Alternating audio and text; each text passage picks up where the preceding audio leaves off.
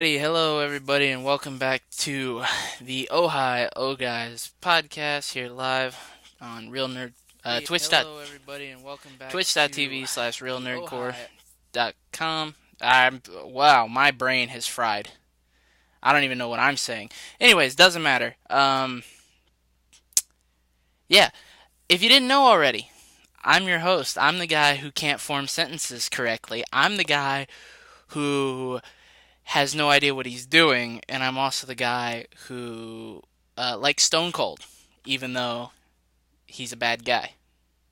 It's 316 Day. Hi, I'm Alex Swisher. Joining me, as always, the man who once challenged Stipe Miocic to a fight for the baddest man in Ohio title, and he won, and he's letting him know now, Stipe, if you want to run it back, he's game. It's Chad Porto. There's no rematch. I won. Deal with it. Come on, Chad. So I'm trying to con you into fighting the baddest heavyweight UFC fighter on the planet. it's not Stipe either. It's Stipe. Is it Stipe? I thought it was It's Stipe. Stipe.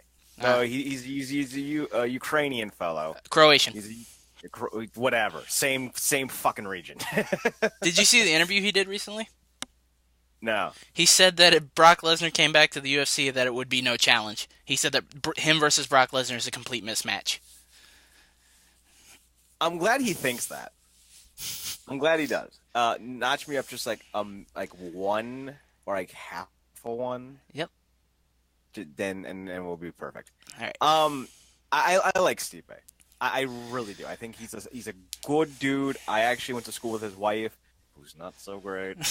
Gorgeous, but like you know that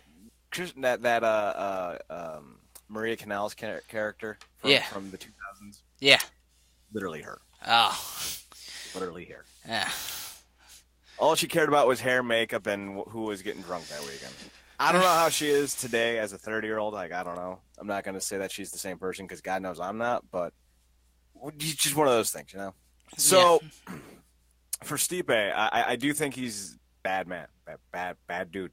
Just all kinds of but with Lesnar's a freak of nature physically.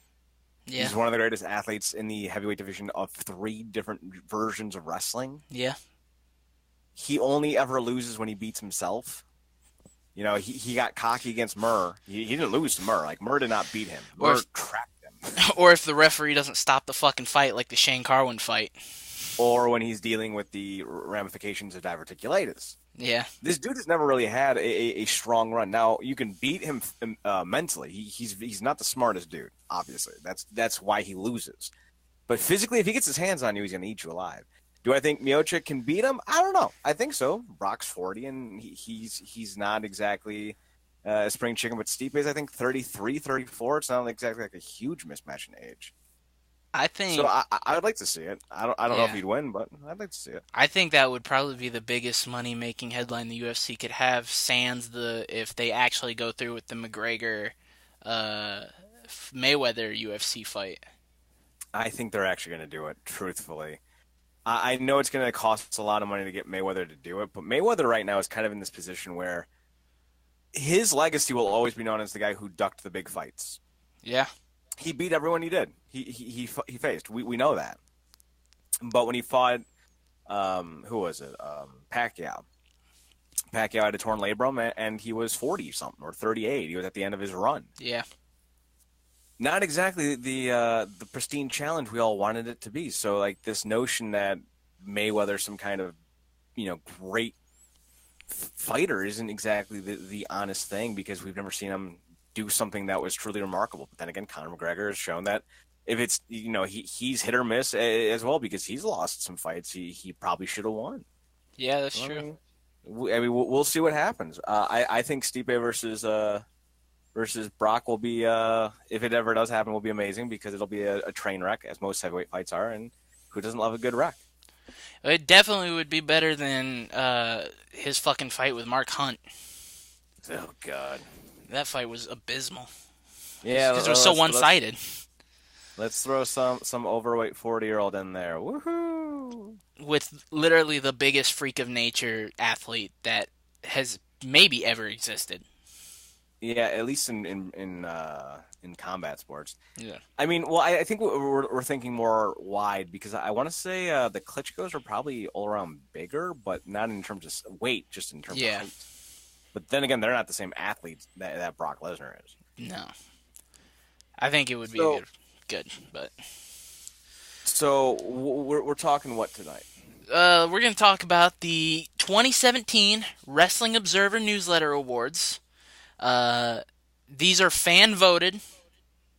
The options were presented by the Observer, the newsletter, and fans got to vote on who the best top 10 or top 5 in each category was, depending on how many different participants there were.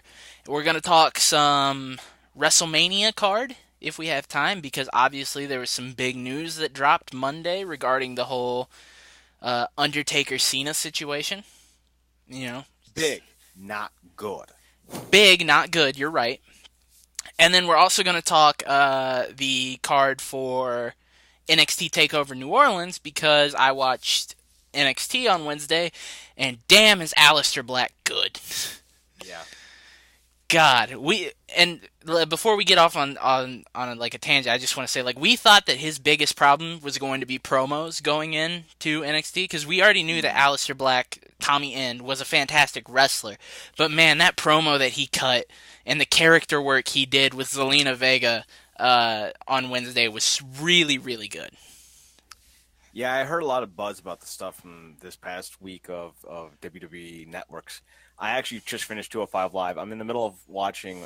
I just started actually Mayhem 2000 for Wednesday, because Zach and I will be discussing it on the podcasts. I'm so sorry. For NerdCorp. Honestly, the opener so far has been really interesting.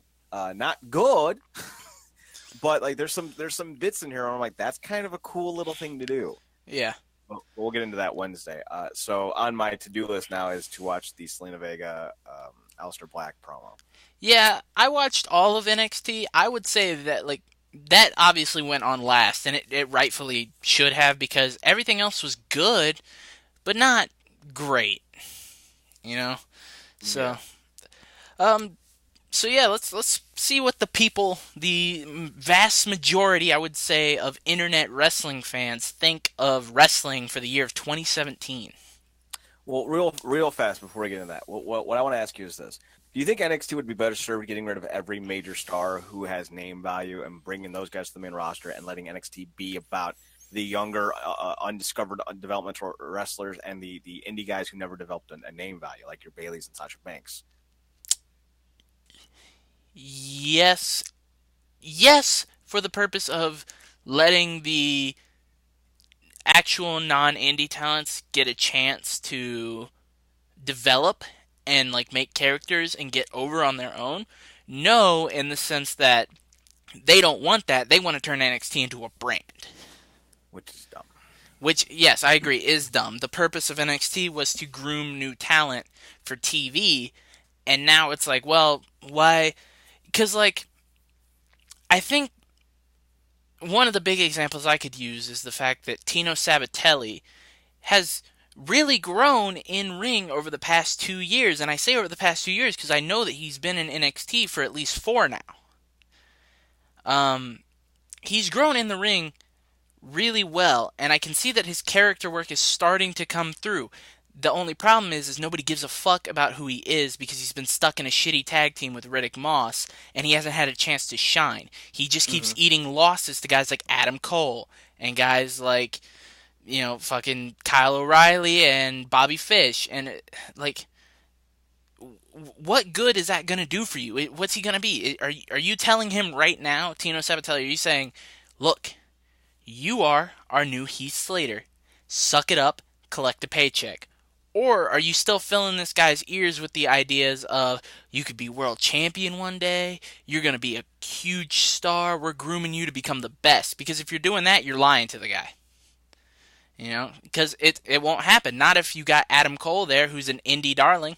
Not if you've got Ricochet, who you're grooming to become the face of the cruiserweight division. It's if you constantly bring in established talent, to become your faces of the main roster or stuff like that, or your faces of NXT. You know, like Bobby Roode. Let's look at who the past 4 champions before Almas was. You had Bobby Roode. You had who took the title from him that Almas. Galloway. Galloway. You had Galloway. You had Bobby Roode. You had Nakamura and Joe. Mm-hmm. And then before Joe was Balor. None of those guys are really WWE products. Like No. McIntyre / Galloway to an extent. That's where he made his name, but he was really who was he? Well, Galloway made his name in WWE for sure, but he reinvented himself in ICW and Impact. Yeah, as ICW, and he like doing everything he did when he left made him into the star that he is considered to be now. Mm-hmm. So I don't consider him to be a WWE guy. You know, like who? I mean, hell, look at who even just challenged Almas for the title. The last number one, the two next number one contenders, like being Gargano and Aleister Black, neither of them are homegrown talents. No, not really. Aleister Black. I mean, well, here's the thing with Aleister Black. I would be willing to say he's more WWE-ified than Gargano, because a lot of what he did overseas isn't really, we know of it, but a lot of people haven't really seen it. Right. Because it's not exactly that available. And that kind of leads me into something I've always wondered. Would you consider, who does Pete Dunne wrestle for? ICW? No, he wrestles for Progress. Yeah, Progress. Progress? I don't know, man. I don't know how the fuck they pronounce it. It's Progress. I think it's Progress. Whatever. Would you say Progress and WXW, or I think it's WXW, out of Germany are the two biggest European promotions right now? Just considering the talent that both sides have. Yes, because I know that there's like one more British promotion that I do know for a fact, or like a UK promotion. I can't think of the name right now. But yeah, Progress is definitely like the biggest UK promotion that I know of, and then WXW being the one like East. No, I guess I wouldn't. Yeah, I guess Eastern, Western European. I'm not really sure where that falls. Central European, yeah. Germany's about Central in Europe because they have Timothy Thatcher, they have Walter, they get a lot of guys from Progress in there, a lot of guys from ICW, and they put on 70 shows a year, 80 shows a year, which is, I mean, probably not as many as New Japan, but it's more than some promotions. Yeah, it's more than AIW or PWG in America. Yeah, that's true. So I mean, point there. So all these awards you're telling me are fan voted for the Observer. Yes. Well, that's dumb. That explains the impacts. Yeah. Or the lack thereof, or the consistency in one category. Yeah. So do you want to start at the bottom? Yeah, we can start at the bottom. Okay. And at the bottom, we're starting with Best Documentary. Yes.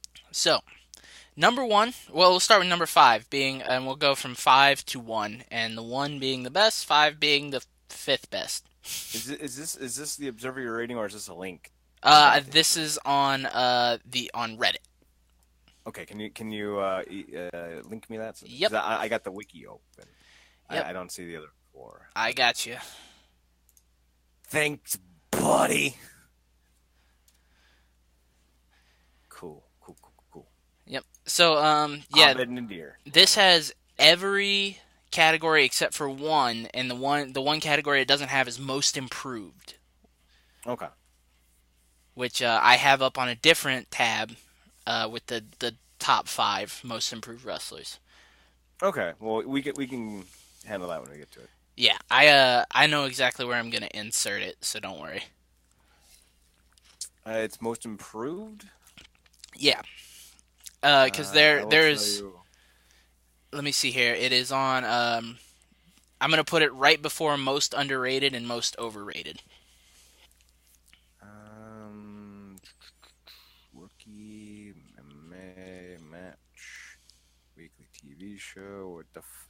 Underrated, overrated, high flying, brawler, best technical, most charismatic, best on interviews. Come on, there it is. After best on interviews before tag team is where it's listed on Wikipedia. Best on interviews before tag team. Okay. Correct. I'll just go ahead and just highlight that so I know. So, best interviews. We got the top 5, but here's some of the past winners. We'll just go back to the last 5 years. Okay. We had 24 Seth Rollins redesign, rebuild, racism, reclaim. Sorry, that was a subtle nod at the fact that he banged a Nazi. Daniel Bryan, just say yes, yes, yes. That sounds like a good song. Just say yes, yes, yes. More like a mamba. Ladies and gentlemen, my name is Paul Heyman, and Gene Crockett Promotions, the good old days. All those were WWE except for the last one, which was Elbow Productions. Okay. Spelled with 2 L's, like a bunch of douchebags. So this year, and CM Punk best in the world. Oh, okay. That's 5. Sorry, I miscounted.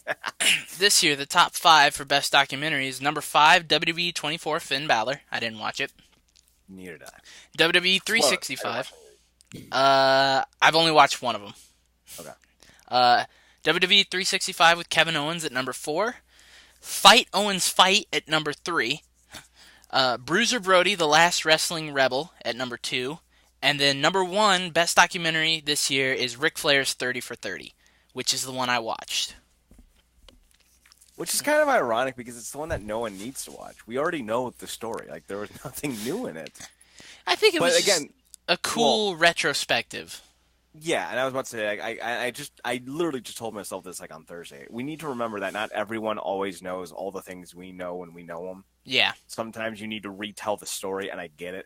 But that's why I didn't watch it, because it's like, he slept with a lot of chicks, he drank too much, he ignored his family, his kids hated him, his wife divorced him 5 different times. All right. Cool. And you're not going to see another 30 for 30, because if they go to Fox, ESPN won't be allowed to. Oh, they're yeah, not going to put over a rival promotions company. So this might be the last 30 for 30. We'll see. Mm. So, did you liked the retrospective of Ric Flair though? Yeah, but I think that's mainly just because I'm such a nerd for wrestling culture. Yes, we are. You know, I really like these insights into wrestling. Like, if I can learn, I like to learn as much as possible surrounding like wrestling stuff. Like the Bruiser Brody thing, I want to go watch just because I want to learn more about Bruiser Brody. Because like I know enough about him and his like he teamed with Stan Hansen and like stuff like that. But I was always more a Stan Hansen guy than I was a Bruiser Brody guy. Because you know I grew up in a household where every Saturday morning it wasn't cartoons on; it was John Wayne movies.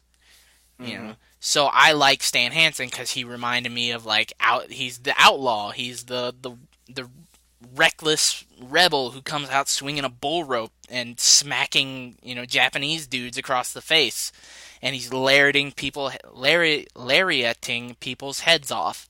But Bruiser Brody in his own right is considered to be like a legendary wrestler who's Hall of Fame worthy. Mm-hmm. Just ask Lex Luger. So, best pro wrestling book. 2016 was Ali versus Inoki, which I might want to read that. Yes, My Improbable Journey to the Main Event WrestleMania. No one cares, Daniel Bryan. Stop. The Death of WCW 10th Anniversary Edition. Oh, look, Brian Alvarez. Ooh, R.D. Reynolds. That makes me happy. Mad Dogs, Midgets, and Screwjobs by Paula Braid and Bratton Herbert. Mm-hmm. I think that's who the Vachons. Is that a book? Probably. And Shooters, the Toughest Men in Pro Wrestling. Okay. So the top 5 this year, starting at number 5, No is a 4-letter word by Chris Jericho. Sisterhood of the Squared Circle. They don't give an author. Jericho knows how to count. Yeah, I haven't read the book, but what does that even mean? I don't know.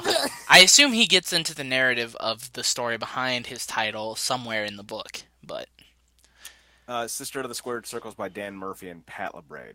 Okay, so there you go. Best Seat in the House, Justin Roberts. I'd like to read that. Slobber Knocker by Jim Ross, which I heard is very good. You don't need to read it. He's talked about the word slobber knocker quite a bit. I don't need 25 chapters about it. Not what it's about, but okay. Let me live it. And then number 1, Crazy Like a Fox, the Brian Pillman story. I didn't know Alicia Fox was in this book. I might want to read this now. But I get the whole, like... Shut up. I get the whole... This is Liam O'Rourke, by the way. Liam O'Rourke is who wrote it? Yes. Okay, I get like the crazy thing was his gimmick, but why not just stick with the loose cannon? Trademarked.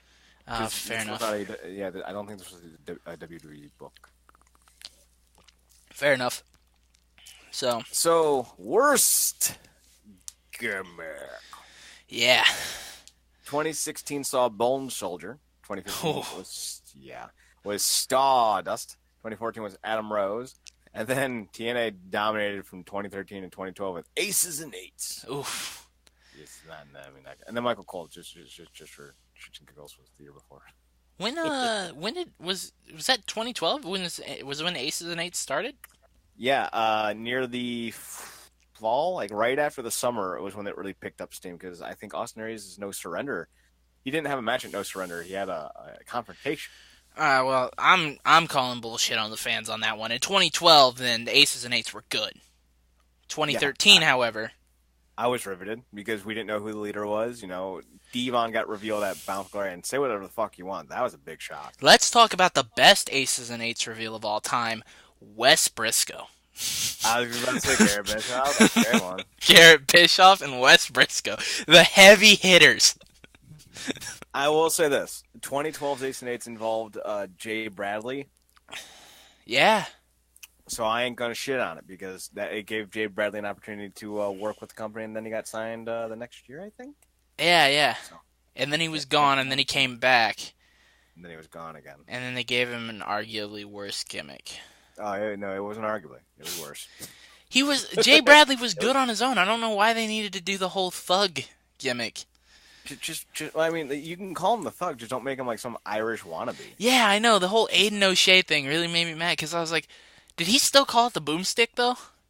I don't know. Probably not. God damn, I just love a good old fucking head splattering clothesline. I'll tell you what, the worst that he was with Billy Corgan's Chicago promotion, Resistance Pro. Yeah. And the announcer's the worst. Every time he would hit the boomstick, he's like, boomstick! All right, stop putting yourself over. Stop. Ugh. All right, so, yeah.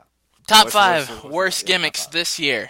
Worst gimmicks. The worst is Mike Kanellis, WWE. Jinder Mahal. All right. Gimmick sucks. That song is actually super fucking catchy. And surprisingly, the WWE's best gimmicks right now, quote unquote best gimmicks, are all good theme songs. Shinsuke's not a great gimmick, his music is. Bobby Roode's not a great gimmick, his music is. Yeah. You'd think Mike Kanellis would fall into the same vein. But nope. Before we move on though, hey, props to Mike Kanellis for 8 months sober though. Yeah. Really? I'm digging it. I will say this. For as much as he has been derailed since getting to the WWE, they have done a fantastic job with getting him on the straight and narrow. So, or he's done it. I mean, I don't know how much I'm going to give WWE credit for. Yeah, you're right. He was hired as an addict, and his wife was the one who really like shape up or ship out. And just, fuck, all right. Yeah, you're right. But I feel like they really, when you're off of the independents and in such a like rigid set environment like the WWE, who give you all of the options to go and get yourself clean like they do for everybody, I think it really helped his situation. Yes. To have the available means to do so did help. Yeah. I just, after this whole week, it's reminded me on a whole another scale that the WWE doesn't care about anyone. Yeah. Everything is about optics. The only reason they're paying for people's rehab is because it makes them look good. You're right. So I'm not going to give them credit. I'll give Mike and Maria all the credit in the world for her sobriety because you have to have support. You have to. So Maria gets some credit, and Mike gets some credit, and even the little baby Kanellis get some credit because that a child can make you be like, shit, I got to get my life together. Yep. So 4, Jinder Mahal, WWE. It wasn't a bad gimmick because it was so boring. It's just not a main event gimmick. It's not. Well, no, it shouldn't be a gimmick. It's just a boring gimmick, though. Like, Yeah. we've seen this for 40, 50 years. Not good, but not bad. This is worst, and I agree with the worst. Yeah. Number 3, Dolph Ziggler, WWE. Man, the whole winning the title, then dropping the title, and then leaving, and then coming right back. I mean, Didn't he drop the title after he won the title? Yeah. After he threatened to retire if he lost? Then he retired anyway. Yeah, I mean, it's a bad idea for the gimmick, but it literally was only used to cover their asses while they negotiated the contract with him. Yep. Which was odd because why didn't you just have him lose? It's not like he hasn't laid down before for people. Shit, he laid down for Amy Schumer. Ooh. Well, I think one of the fucking things and stipulations in his contract is that he got his fucking brother re-signed. Which, hey man. Wait, Briley got re-signed? I don't know. I believe it is in the works. There was some reporting stating that he had canceled all of his bookings and he is moving back down to Orlando. Who do you remember where you read this at? I believe it was on Reddit.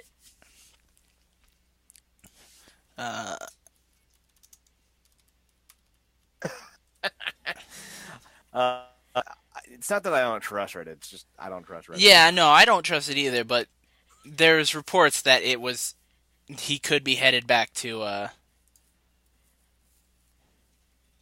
Yeah, or he could be retiring again. Who knows? We also got to point out that I'd be really impressed with the WWE stroke if they were able to re-sign their other brother, who's currently serving prison time for murder. Ooh. That would be really impressive. Yeah, probably not. He tweeted one day ago. He said, "I moved. It's great." That was the. That was it. That was the only the 4 words. So, So yeah, it's a possibility that. I mean, when you're in a position to bargain, the way that Dolph Ziggler probably was, I'm sure it's not out of the realm of possibility. Because Dolph, I think we've agreed for the longest time, could benefit the most is one of the people who could benefit the most, or a great amount, from leaving WWE. Oh yeah, definitely. But that was when he was younger. Yeah. And had the ability to restart under a new kind of banner, if you will. Yeah. But he's 39 now. Like it's done. Like this is his career. He's elected for this. This is what he's doing. You will never, ever, ever be anyone, Dolph, of relevance. You will go into the Hall of Fame just because you've been around. That's it.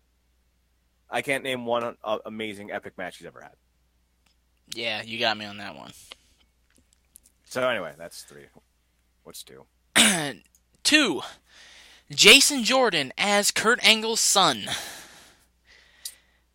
Near the end of the year, I think it got a lot better. Yes. But that doesn't. But the sample size of it being good is too small to rectify the other 4 or 5 months of it. It was such an abrupt start too. Mm-hmm. I think it can. I think next year, if Jordan's able to come back, because apparently the neck injury is not as bad as people thought. It's not spinal stenosis. It was I think they said it was a nerve injury. Mm-hmm. So he should be able to come back. He's actually expected to come back right after WrestleMania. That's good. If he's able to come back, have a full year with the gimmick, and do it like he's supposed to, I think it could be on the best gimmicks category next year. But that's depending on how it goes. Yeah. It's just... Thank God it's not spinal stenosis, because if it was, that's what ended Edge's career, right? Yeah, spinal stenosis is essentially a countdown to your retirement. Sheamus has it. And every time he bumps, is this going to be it? Yeah, pretty much. And then number 1, worst gimmick, Bray Wyatt and Sister Abigail. Yeah. Yeah. Perfect. Yep. Not even going to argue that. It was bad. It's bad. Man, you look at when Wyatt and the Wyatt family debuted on the main roster, and then look at them now, all 3 of them. Who would have thought that Harper and Rowan would be the ones in better positioning, all these years later? My hands up. You don't count. You're always right. Not always right, but that was an observation I do want to take credit for. I saw Bray Wyatt wrestle. I'm like, he's not very good. But the character work was on par, and if there's anything the WWE loves, it's their character work.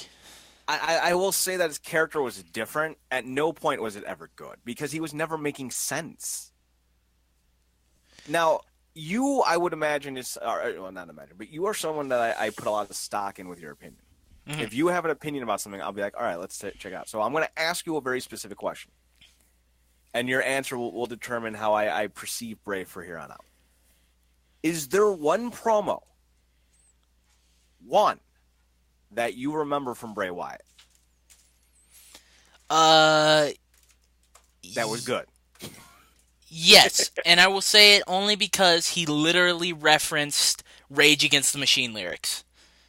Okay, no, that doesn't count. That's a fanboy appreciation. No, because it made sense. Because his character, I believe, at one point, and this is me interpreting what he was going for, was this guy who was just raging against the machine. No pun intended. He was like, I see what the WWE, is doing to us, and I'm here to end this injustice. He was very cryptic babyface presenting himself as a heel. But then it turned into, I'm a god! I could summon lightning and fire like Kane and the Undertaker. I'm bringing about Sister Abigail and the death of the WWE and the plagues and the Four Horsemen. What the fuck are you talking about? No, because that made sense, and if he had said that, I'd been like, yeah, it's pretty good. But he's never said anything. He's always like, this is the best interpretation of Bray Wyatt probably I can talk about. I see butterflies on sunshine rays and cryptic crawly things coming out of skeleton faces. Ultimate War was right. Tear down the cockpit door. Cover you, Roman Reigns.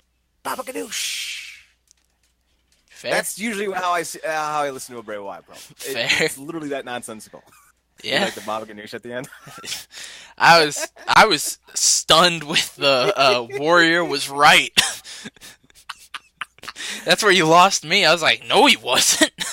That's always how I've kind of seen Bray Wyatt. I've seen him as this generation's Ultimate Warrior. Yeah, okay, very enough. Different, very high energy, but none of it made any sense. For me, he's always been a character who fans thought could have been better than he was. And it's always one of those, like, you know how you look back at relationships that were not really good for you, but you don't think about the bad parts, you think about the good parts and what it could have been had you kept together, and then you get back together with her, and it's terrible still. Yeah. Because you keep forgetting about the bad. That's Bray Wyatt. Every fucking 6 months we're all like, oh, Bray could have been. Where? He's not a good worker. He hasn't had one good match. His WrestleMania match at John Cena had to be ran in by Rowan and Harper and whoever else was there. He's not a guy who wrestles good singles matches or tag matches. His best match wasn't even because of him. It's because Rowan and Harper were so damn good, they carried Bray in that six-man with the Shield. True. So I've never been a guy who's been like, yeah, Bray Wyatt. Fuck Bray Wyatt. I hope they fire his ass. He's a dick. He's a douche. Don't like him. Or pair him with Bo and make him a tag team. Either or. Because Bo can work. Fuck yeah. Turn Bo and Bray. Bo into a goddamn Wyatt family member. I'd love it. I think Mike Rotunda, IRS, actually cloned himself, and they split the offsprings into two, making them twins. And instead of having an Arnold and Danny DeVito situation, you have a Bray and Bo situation where Bo got all the wrestling talent, but Bray got all the personality. Bray never makes any sense, and Bo's as spot on as possible, but Bo sounds like a unicorn having sex. Oh my God, so happy to be here! And then Bray's all like, he's got ADD. Just, oh man, Sunshine Rainbows, coffee mug, DVDs, woohoo! What did you say? I don't know. I fucking love Bo Dallas as one of the Miztourage. He's so good. He really is. It gives him and Joe Hennig something to do. Yeah. Okay. Best gimmick. So I'm going to flip the order. Going to go from 2012 down. Okay. That makes more sense. 2012 Joseph Park. Love that gimmick. Good. 2013 was the Wyatt family. 2014 was Rusev and Lana. Rusev Day, number one. Well. 2015 was the New Day. You don't like Rusev Day? No. I'm saying 2014 Rusev was eh. Oh, yeah. I mean, at least he won a lot. That was Hero of the Russian Federation Rusev. Yeah, I agree. But he won a lot, and he was book strong. So you're right. more than you can say about Rusev Day gimmick, Rusev. best gimmick 2018. Yes. For now, we'll see what else pops up. 2015, New Day. Agree with that. 2016, Broken Matt Hardy. Broken gimmick, dumb. Doesn't work anymore. But hey, sure. It's dead already. Yeah, that's the thing that sucks. It's like when he revived his career. What was that? 2016. Yeah. When he revived his career and became Broken Matt Hardy, it was cool for like the first 6 months, and like Final Deletion and Delete or Decay were really good, and then everything after that, it was just like. Yep. So, and then 2017. Oh, is this one? Yeah, I'm an idiot. You're up. So, top 5, going from the bottom up. Number 5, Drew Gulak, WWE, which I agree with. I think I need to see more of his promos, his matches. I mean, Drew Gulak's amazing. So good. Did you see my column where I pair him with Chad Gable? No, I haven't yet. It's on the website. Top 10 tag teams 205 Live should make. Chad Gable, Drew Gulak, number 1. They're lying politician gimmicks. Oh. Right? And they'll filibuster like full shows at 205 Live. Just come out and talk for 40 minutes. But I like what they're doing with him now, where they still have him doing the whole Drew Gulak for a better 205 Live thing. But like they're letting him be intense in the ring again, and not just be like. He's not like, instead of like coming out with signs and doing his whole PowerPoint thing where he's going, this is a no-fly zone. I'm a goofy comedy guy. And they're like, okay, yeah, he says this is a no-fly zone, and he's going to literally prove that it's a no-fly zone by breaking your knees. You know? And he brought back the Dragon Sleeper, so I can't. Oh my God, my favorite submission. He's so good. He does like an inverted drop though. Like most Dragon Sleepers, you do standing up, so he drops his down like a death drop. Oh, it's just so. Yeah, the same way that Sonata does it. Yeah, only he does it better than Sonata because he locks in the feet better. Yeah. Number 4, the Elite being I'm gonna go with the Elite is still technically only Kenny and in the Bucks, but I'm gonna expand it and say being the Elite is the best is number 4 best gimmick.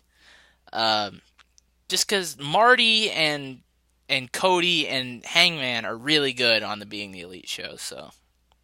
They really are. Have you realized that Cody's going for a very presidential look nowadays? Oh yeah, I have. Yes, I have.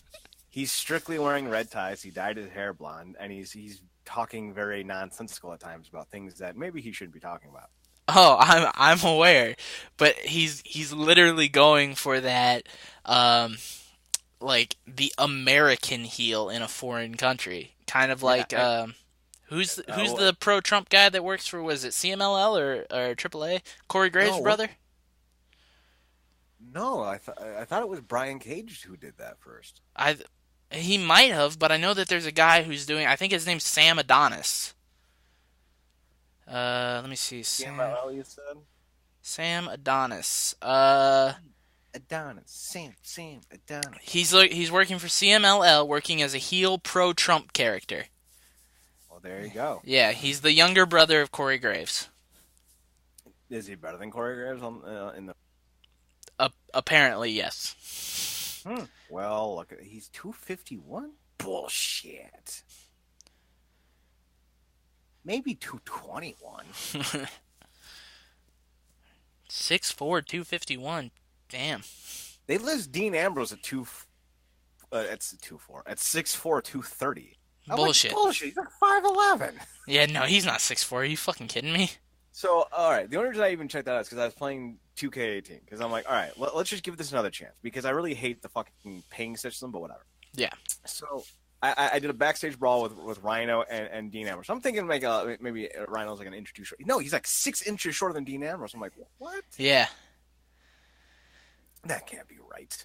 Rhino's real short though. Yeah, but I did not expect Dean Ambrose to be 6'4". He might be over 6 feet. Yeah, but like Rhino's like 5'10". So like you would think that the height wouldn't be that. But then again, it might be WWE 6'4". So if he's WWE 6'4", then Rhino, who's legitimately like 5'10", looks 5'6", because WWE needs to make sure their top guys look tall, because Vince McMahon still has a hard on for things that don't matter, like height. Yeah. I was listening to an interview with Luke Harper recently, where he said that he did extra work for the WWE before he got hired 19 times, but he never got to do anything because they always said he was too tall. Yeah. So number 3, Marty Scurll, Ring of Honor, best gimmick. Number 3. I don't agree with that. I don't either. It's not because I have a thing against Marty, because I'm not a big Marty guy, so I do. But I don't see the gimmick. I see he's got a cool aesthetic. I think he lost. He lost the gimmick. You think? Because like he came down with the umbrella and the mask, and that was cool. But he's kind of just a lackey. He's goofy. So like, when he was doing this, when it first started, the villain thing, he was coming out in the fur coat and the glasses, and he had the umbrella. He was literally a wrestling living incarnation version of a Bond villain. When he would do it subtle, he would do subtle things in the ring to be like, when he goes for the chicken wing, he would yell, "Chicken wing!" Because he's doing what a villain would do. He's telling the hero his plan before they actually do it, so that hero has a chance to beat him, like in a Bond movie. He goes chicken wing, and then they hear him, and they're like, "Well, he's going for the chicken wing. I got to counter." Now he's just like, "Caw, I'm a bird." It's like, how does that make you a villain? You know, like you're not even a bird. You're just wearing the Plague Doctor Crow mask. So why are you flapping your arms like a bird? Where is your gimmick? What happened to you being a villain? Be a villain. Do villainish things. Cheat. Rake the eyes. Back rakes. Do what a villain would do. Win more matches by kicking someone in the nuts. Mm-hmm. It just...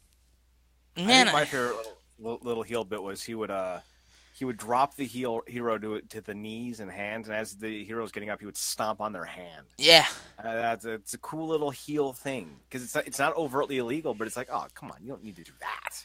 Like, I thought Marty Scurll was pretty good when he first started it, but now I look at him and I go, okay, everything you're doing, Pete Dunne is doing better. Yes. It's just as simple as that. And he adds in the joint manipulation and the small joint manipulation. God, I was watching him versus Adam Cole last night. And it just, boy, he really works in on those fingers. And Pete Dunne is just doing what Marty Scurll did at one point, but better now. Mm-hmm. So Pete Dunne's really expanded on it because he's just a bastard. Oh, he's a fucking prick. As William Regal would describe him, some people are just born naughty. I know it's the gimmick, but every time I see his smug fucking face, I'm just like, I hate you. Mm-hmm. He's got a very punchable. Yeah. Number 2, Velveteen Dream, WWE. I agree with this. I just wish they would change his music because he needs something more Prince-esque. Because if he's going to be the WWE wrestling version of an artist like Prince, he needs to have music that emulates Prince. I agree with you. I agree with you on that, and I believe that he needs to drop Velveteen Dream as his name, make it his nickname, and use an actual name. That's where we're going to disagree, because I like when wrestlers don't have real names, because how many guys do we see on the indies with their black trunks and their scruffy beards going by Joe Johnson, Pat McPat, Jacob J. Josephat? And it's like, all right, cool, whatever. You have the most generic names ever. Right. You think of Velveteen Dream, I think of guys like The Rock, Road Warrior Animal, Road Warrior Hawk. Not everybody needs to be Rick Steiner, you know what I mean? Right, and I get that, but it's like at the same time, I think the era of like The Rocks and like guys like Nails and the Big Boss Man is kind of passed us by. I don't. You know? But I mean that's just me. So we can share in our differing opinions. There needs not be a war. Yeah. Although that would be the dumbest reason. No, sorry. Impact came up with the dumbest reason for a feud this week. Austin Aries and Alberto Patron are feuding over meat. Dude, I've always been a huge fan of Aries. I'm really excited to see where Impact is going now that they're full on they're fully rebranded. They're full on with a new everything that's just completely overhauled, and they're set this time, and they're in stone, and they're chugging along. But I'm not watching if El Patron's going to be there. I'm full on protesting El Patron. Are you telling me that you'll stop watching all of WWE if and when he signs with them? Yes. Whatever show he ends up on, I'm not watching. All right. Your little caveat. Well, why don't you watch Impact when he's not on for the week? Well, no, because I know they're gonna air promos and shit of him, and I don't want to. Not every week. I don't want to support. I don't want to support any. You know what? I'll take that back. I'll stop watching WWE completely if they rehire him, because I don't want to support any company that supports him. Fair enough. I think there are worse people in the world to hate than Patron. Dude, he's like, I can't support someone who is like, I hate the fact that I like Stone Cold so much. Like, that tears me up inside, because I'm like, I love Stone Cold. He's easily my favorite wrestler of all time. But goddamn, he's such a fucking piece of shit.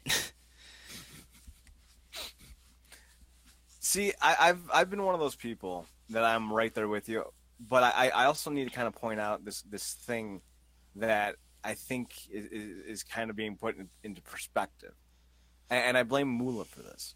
When you look at the things Moolah has done, you start to think, well, Stone Cold, yes, he did hit his wife, and yes, his wife did hit him. They're both pieces of shit. Yeah. But let's look at things in a grand scale. Should we allow people to have moments, lapses where they're not good, and they try to rectify it? Because let's be fair. That's always what I try to preach on our shows, is being fair. Not distorting things, but just giving a situation proper due. Has there ever been another instance of Stone Cold doing anything like that? No. Is it a moment in time, or is he really good at hiding it? Like, that's kind of the conversation that should go on about some of these things. Everything comes out in the end. Right. And the McMahons will one day never be referenced on WWE television. It will happen, and we will wonder why we all put up with it. No, I will wonder why you all put up with it, because I've been sitting here saying it for 15 years. But one day we will know if Stone Cold was a moment in time or if he was a perpetual abuser. Deborah claims that he was, but then again, Deborah has an axe to grind. Not saying she's lying. I'm saying she's not exactly the most reliable source. Right. If there was other instances, and both of it, his ex-wife prior, and I think he's married now, both of them have come out to his defense. So, like, who do you believe? So I don't mind that you have trepidations with being a fan of Stone Cold, but let's look at Jimmy Snuka and Fabulous Moolah and go, oh, well, we know where the bottom is. So if you're slightly above the bottom, we can give you a break if it's only a one-time thing. Right. And my point with Patron is we don't have any proof that it's stopped, because this has been continuous behavior for the past couple of years. No, you're absolutely right. Patron is somebody who's had years of abuse and anger and violent aggressions, but he's also an addict, whether people want to admit it or not. You know, you don't get thrown under the cocaine bus if you're not. Oh, I know. I just don't. No, go ahead. No, I was going to say, so there's that thought in my head, like, is this behavior from someone who's addicted to something, or is he addicted to something because he's a douchebag? You can be an addict and still be an awful person. Like, being an addict does not mean that you all of a sudden stop being responsible for your douchebaggery. Yeah. And some people become addicts because they're douchebags. So, like, which one is it for Patron? I'm not excusing it. I'm not forgiving it. I'm saying there are always so much more to a situation. Now, that being said, I do not like Patron. I hate him. I want him gone from Impact, but I'm not going to stop watching Impact because it's been so damn good because of him. It's been so damn good, so I'm not going to stop watching it because. Right, and I hate the fact that, like, I very much believe that I am an all or nothing person. Mm-hmm. I don't like that about me. I wish I could change it, but for me, I'm very, like, if I'm going to give myself to something, I'm going to go head first, all in. You know, I don't half-ass anything. And, like, I see what Impact is doing, and I'm very, very happy with where it's going. Mm-hmm. That being said, if I was Anthem, I would take one look at Patron and be like, if you don't go fucking get your act cleaned up and go to rehab and get all your fucking personal bullshit taken care of, you're out. And that would be it. That's it. Because to put someone at the top of your program and make him a main event star while he's, you know, very much so still probably under the influence of some type of hard drug, and then also has all of his past abuse problems regarding his relationship with Paige and everything that he did before then, and like. And we shouldn't excuse Paige's behavior. No. I would absolutely never do that. She's just as much at fault. This is more for people listening, because I know you know this, but I'm kind of just adding details. Like I'm your bullet point. Like you write the paragraph, I hit you with the bullet points after. Like, and this and this and this. Yeah, you can tell by her latest tattoo that she doesn't make the smartest fucking decisions. She's pretty stupid. Yeah, but like definitively. Like I just don't. The same way I look at it with the Elgin situation, where I look at Patron and I go, as a businessman, how do you look at that and say that that's okay? Right. I would get rid of El Patron. Yeah.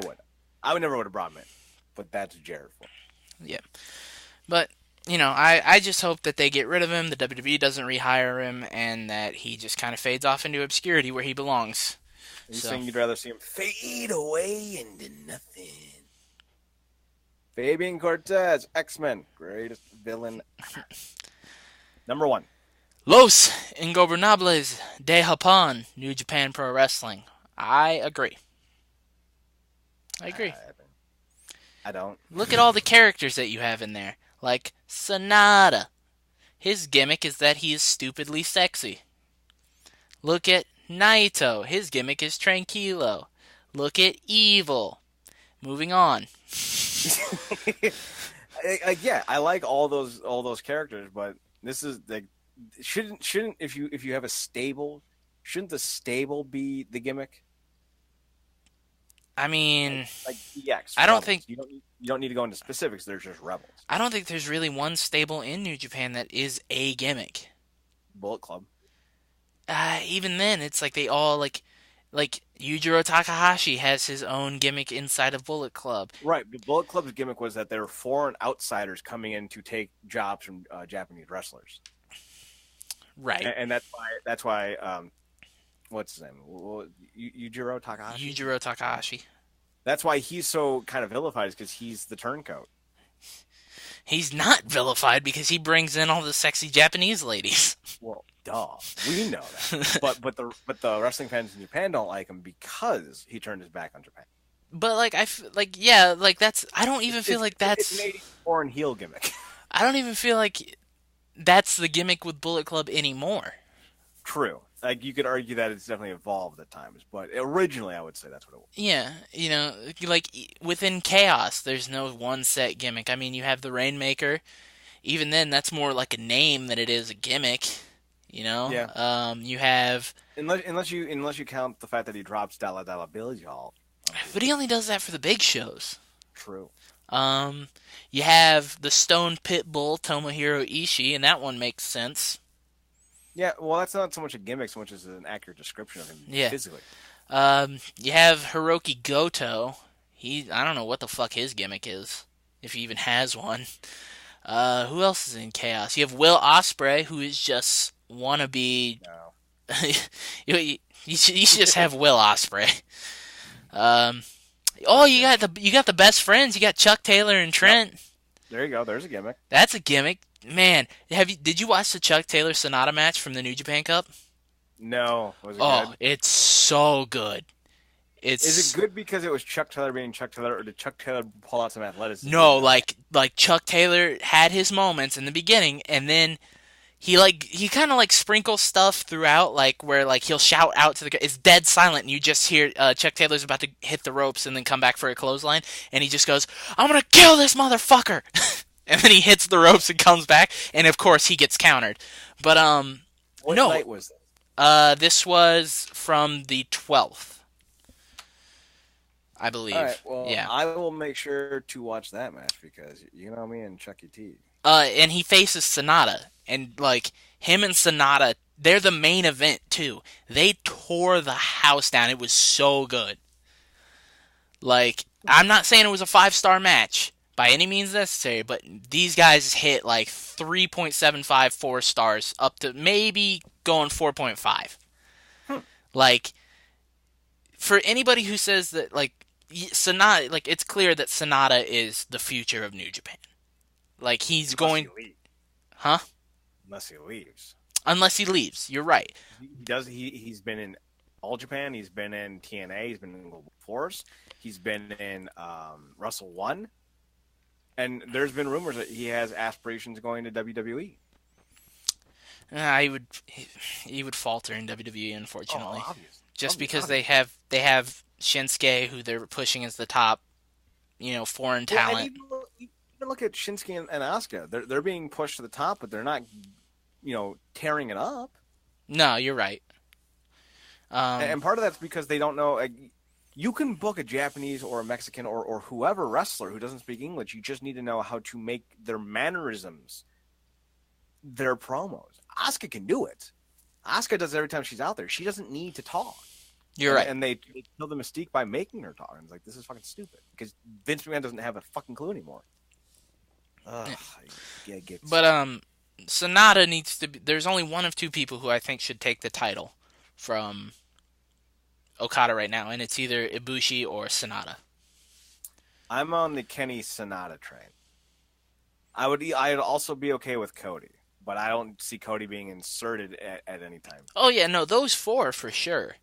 Like Cody, Kenny, and then Sonata, Ibushi. But I really think they're pushing for Ibushi or Sonata right now. You said Koda. I thought you said Ishii. Yeah, I'm with you on the Ibushi. I think Ibushi is Ibushi, Sonata, Kenny, or Cody are the four guys that I'd be fine with.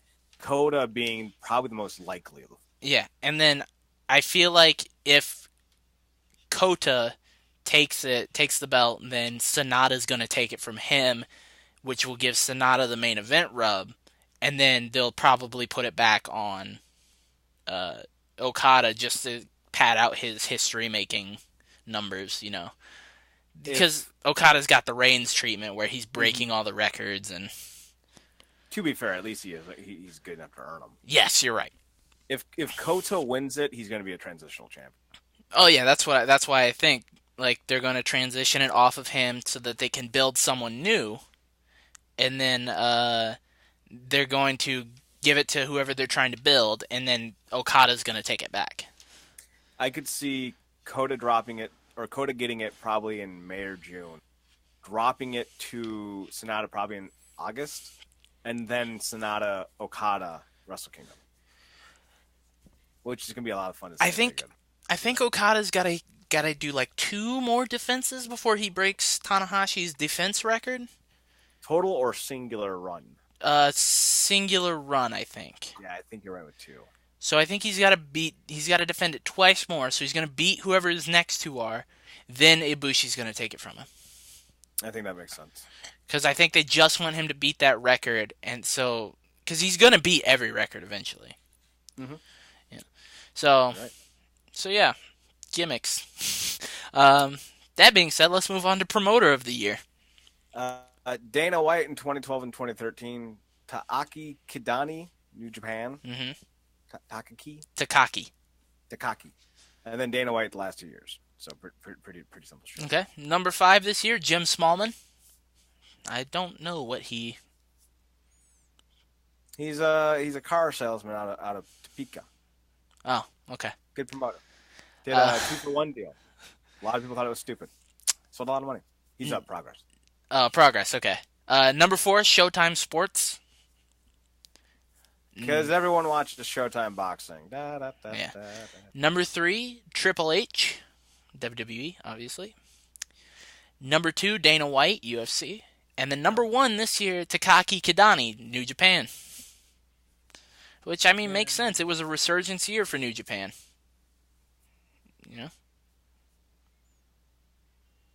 I'm sorry, I'm looking at Booker. Yeah, I guess that makes sense. Yeah. Although, I mean, I wouldn't say resurgence because, I mean, they've been pretty good for like 3 or 4 years. Yeah, but I feel like 2016 was the warm-up, 2017 was the breakout. Yeah, I'd agree with that. But 2014, 2015 also netted them top 2s, I think. 2014, he won it. Yeah, they've been the top wrestling promotion for 5 years now. Easily. For sure. But now they're getting to that point where they're starting to climb the pop culture mountain of it all. Yeah.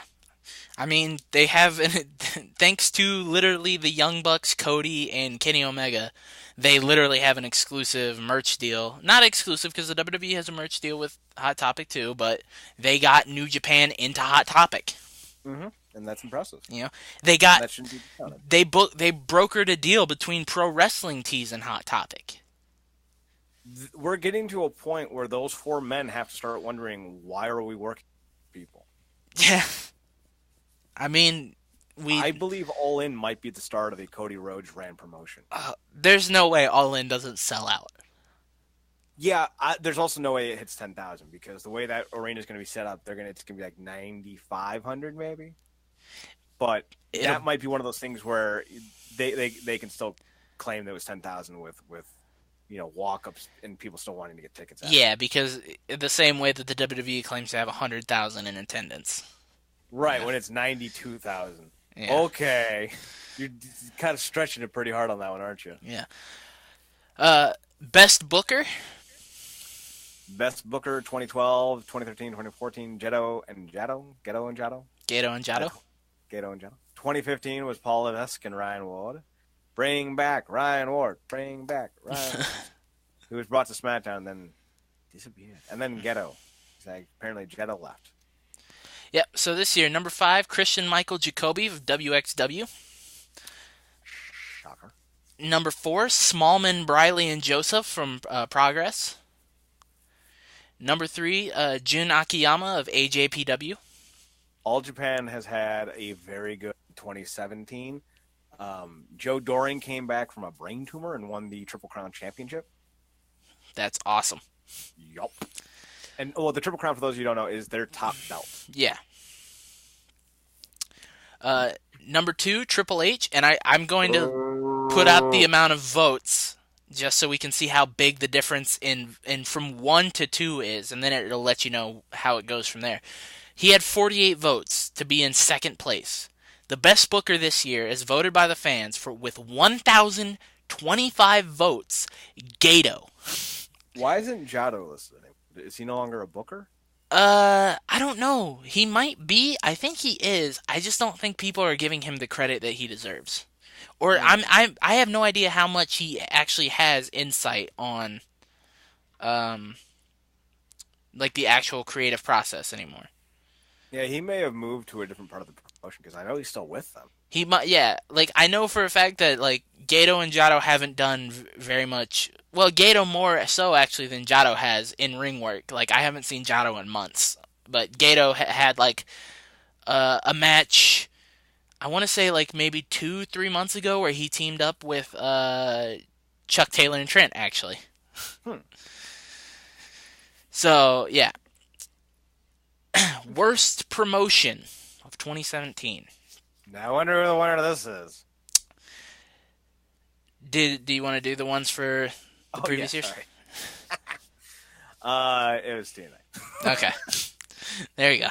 I would go into more detail, but it's 10 straight years they voted TNA the worst promotion. Even though I would argue 2008, 2009, 2010, 2012, they were actually not the worst. No, they definitely weren't. Number 5 this year, Lucha Underground. Can't argue about the other 5 years, though. Yeah. No, I agree. Yeah, Lucha Underground's bad now. Number 4, ICW. Number 3, really? WWE. Yeah, it's on there, number 4. Huh. So, number 3 is... I just thought they would be like really well received. I guess not. Maybe there's something we don't know about going on with ICW. Very possible. Number 3 is WWE. Number 2 is AAA. And then number 1, I don't agree with this, TNA. I don't either. And the only reason TNA or Impact Wrestling, as they should be addressed as, is the worst promotion was because that hiccup in the summer with the name issues. And the transitioning. Yeah, that was it. That's like the product has been good. Triple H should be number 1 on the bullet because holy hell have they gone down. Oh, yeah, they fucking toilet. Like, if you want to put Impact at number 2 or number 3, I can see that, because it all depends on how you view WWE and, AAA. But, yeah, I don't agree with them being the worst. But then again, the Wrestling Observer fan notoriously anti-Impact for well over 15 years. So yeah, I'm not that surprised at all. Worst feud of the year. I want to make it a note right now that every single one I'm about to list here are all WWE feuds. Shock. Let that sink in. So, and there's a recurring theme for a few of these. Two of them real stand out. 2012 John Cena versus Kane with a little subnote of Zack Ryder falling off a stage. Big Show versus The Authority. You fire me, I'm so sorry. I wish you were absorbed in the womb. Oh, I wish you died in the womb. Oh, man. Team PCP, Team Adderall, and Team Silicone in WWE 2015. I'm sorry, that was PCB, Team BAD, and Team Bella. I'm sorry. 2016 was Titus O'Neil and Darren Young. That wasn't bad. It was just boring. It's just why? Yeah, it was just boring. It was unnecessary. Like, it was a good tag team. All right. 5 worst feuds of the year. Number 5, Wyatt versus Balor. Shocking. Yeah, because you had Sister Abigail and Pumpkin Balor. I'm Pumpkin Balor. I'm Balor, the king, the Pumpkin King. Number 4, Bailey versus Bliss. God, that fucking sucked. That fucking sucked. They did the "This Is Your Life" segment. Remember that? Yeah. I wish I didn't. Number 3, Orton versus Mahal. Boring, McBoring. Yep. Number 2, Nakamura versus Mahal. Boring versus boring. I made a mistake. There's 3 guys on this list twice. Yeah, no, I know. There's 3 guys on this list twice. Because number 1, ringing it in, Orton versus Wyatt. So basically, if you want to avoid being in a bad feud, don't wrestle Orton, who's, by the way, in one of the worst feuds of 2018 so far. Yep. Wyatt, who, by the way, is in one of the worst feuds of 2018 so far. And Mahal, by the way, is again in one of the worst feuds of 2018. With Orton, ironically enough. Do you think Vince was sitting in his office with Kevin Dunn one day, and Kevin Dunn's looking over a list of Grand Slam champions, and he goes, "Hey, Vince, you realize that Orton's not a Grand Slam champion?" And Vince just fucking slams his coffee mug down. He just goes, "What? Get Orton in here right now!" And he gets Orton. I think you did a little wrong because it kind of started with this. Oh, you're right. Hey, Vince. Hey, Vince. Yeah, no. So, well, that's how he found out that Zack Ryder and Kurt Hawkins weren't brothers. Oh yeah, I know. He literally had a connection. Well, then why are we booking them like our brothers? Yeah, I know, because Hawkins told that story on the ENC podcast where he was like, yeah, they found out we weren't brothers, and then a writer came up to him and was like, Vince wants you to change your names now. He's like, if you're not actually brothers, then we can't push you as he's not going to push you as brothers. Really? Apparently Team 3D and Edge and Christian don't count. I know. That fucking, it blows my mind. Where it's like, are we that far removed? Like, that wasn't even that far removed from the Hardy Boys, Dudley, Edge and Christian era. They started 4 or 5 years. 06, 07? I think they got their start in 07 because that was when Edge was on SmackDown, and that's when they debuted. End of 07, I want to say. Yeah. Hey, man. Kurt Hawkins and Zack Ryder hold a victory over The Undertaker. So does the Great Khali. It's not really that big of an accomplishment. So does Maven. Have you seen the clips recently from hey, man, hell of a dropkick on that kid. Hell of a theme song on that kid. Hell of a theme song. God, what a good theme song for such an undeserving talent.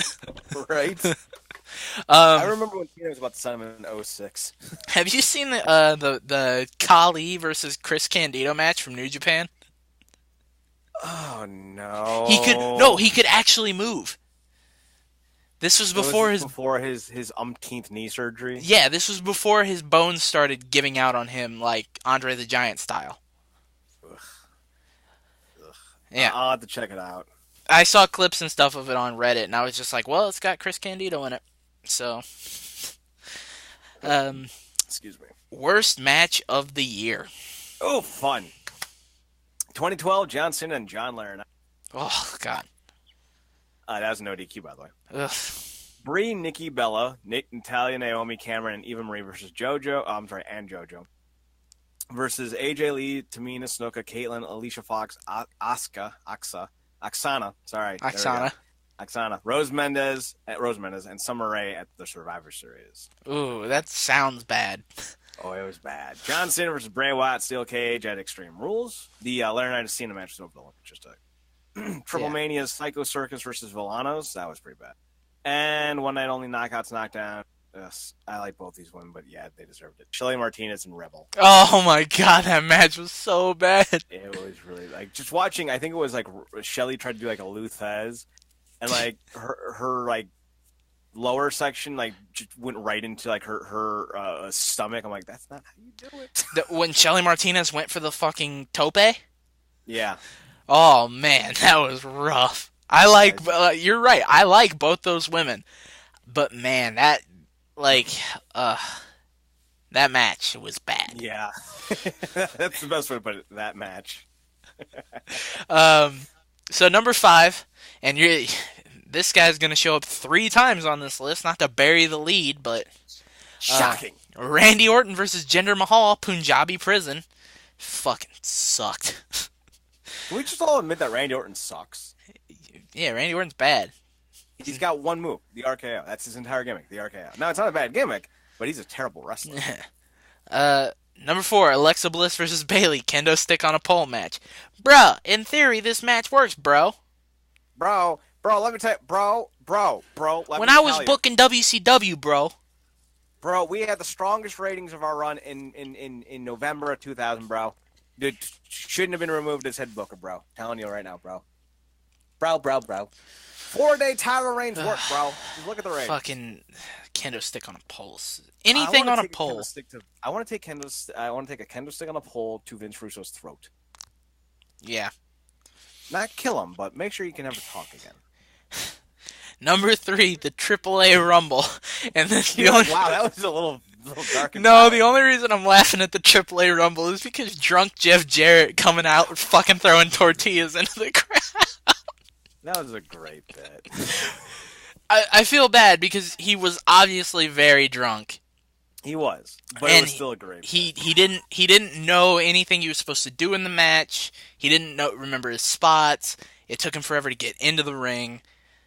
But man, throwing tortillas into the crowd is such a great heel move. It really is. What a great bit. Oh goddamn. Number 2, Bray Wyatt versus Randy Orton, House of Horrors. Oh, wait, never mind. I was going to say, how's that number 1? And that's all I went. Never mind. Number 1, Bray Wyatt versus Randy Orton, WrestleMania 33. You know, with Orton's sperm snake on the entrance ramp, the flashing of all the imagery on the ring during the match. How could that match not work? How did an actual live match happening on the biggest stage of them all be worse than a scripted brawl in a dingy old house? That's not even in the same county or time zone. Yeah, that's not even... It was filmed in, like, Alabama, Georgia, that weekend. Man, it's just... The WWE is fucking terrible. It sucks. It's so bad. They only get a few... When they get a few things right, those things that they get right are really good, like Braun Strowman and Elias. Yep. You know, but only 2 good things on the entire show, Bob. But then and who? Alexa? Yeah, that's it. Yeah, Alexa's good. Only and then good things. Everything else just fucking sucks. Yep, very generic and unimpressive. All right, worst TV show. 2012 was Raw. 2013, which I'm just gonna throw this one out there. If any 2 years should have had Impact as the worst show, it should have been 14 and 15. Mm-hmm. So again, these people don't know what the fuck they're doing. But 2013 was Impact, and then the last 3 years running have been the WWE. Okay. Number 6 this year. There are 6 this time. Lucha Underground. Number 5, AAA. I don't think you can say that it's a bad TV show if it's just the promotion. Yeah. It's like Sin Lamentias or something like that. Number 4, SmackDown. Should have been number 1. Fuck, that was a bad show. 2017, towards the beginning of the year, it wasn't bad, and then lately... Bray Wyatt and Randy Orton. I rephrase my statement. Sans those 2, it wasn't bad. Now it is a fucking train wreck with word art on the screen. Someone just fire Road Dogg and the rest of the staff. They're fucking terrible. You need to fire fucking Kevin Dunn. I'm so Did you see that clip that went viral on Twitter? No. It was of a match that had 32 camera cuts in the span of like 45 seconds. No, I saw that. I thought it was something with Kevin Dunn specifically, not something he was doing. I mean, he's a fucking piece of garbage anyways. No, he is. But, no, I'm not. What I'm saying was I thought this was involving Kevin Dunn physically in front of the camera. No. No, but I did see that with the 42s. Like that was Jesus Christ, 32 camera cuts in 45 seconds. That's insane. You've seen Dragon Ball Z Abridged, right? Yeah, of course. You remember when Birder and Jace did the Caesar procedure? Yes. That's Krillin's face in that scene was like, oh, it was how I felt watching that fucking cut rate nonsense. Stop with the quick jump cuts. And that goes to you too, Philip DeFranco. I don't need you every 13 seconds jump into a new bit. Just fucking say what you gotta say. It's not fucking hard to do.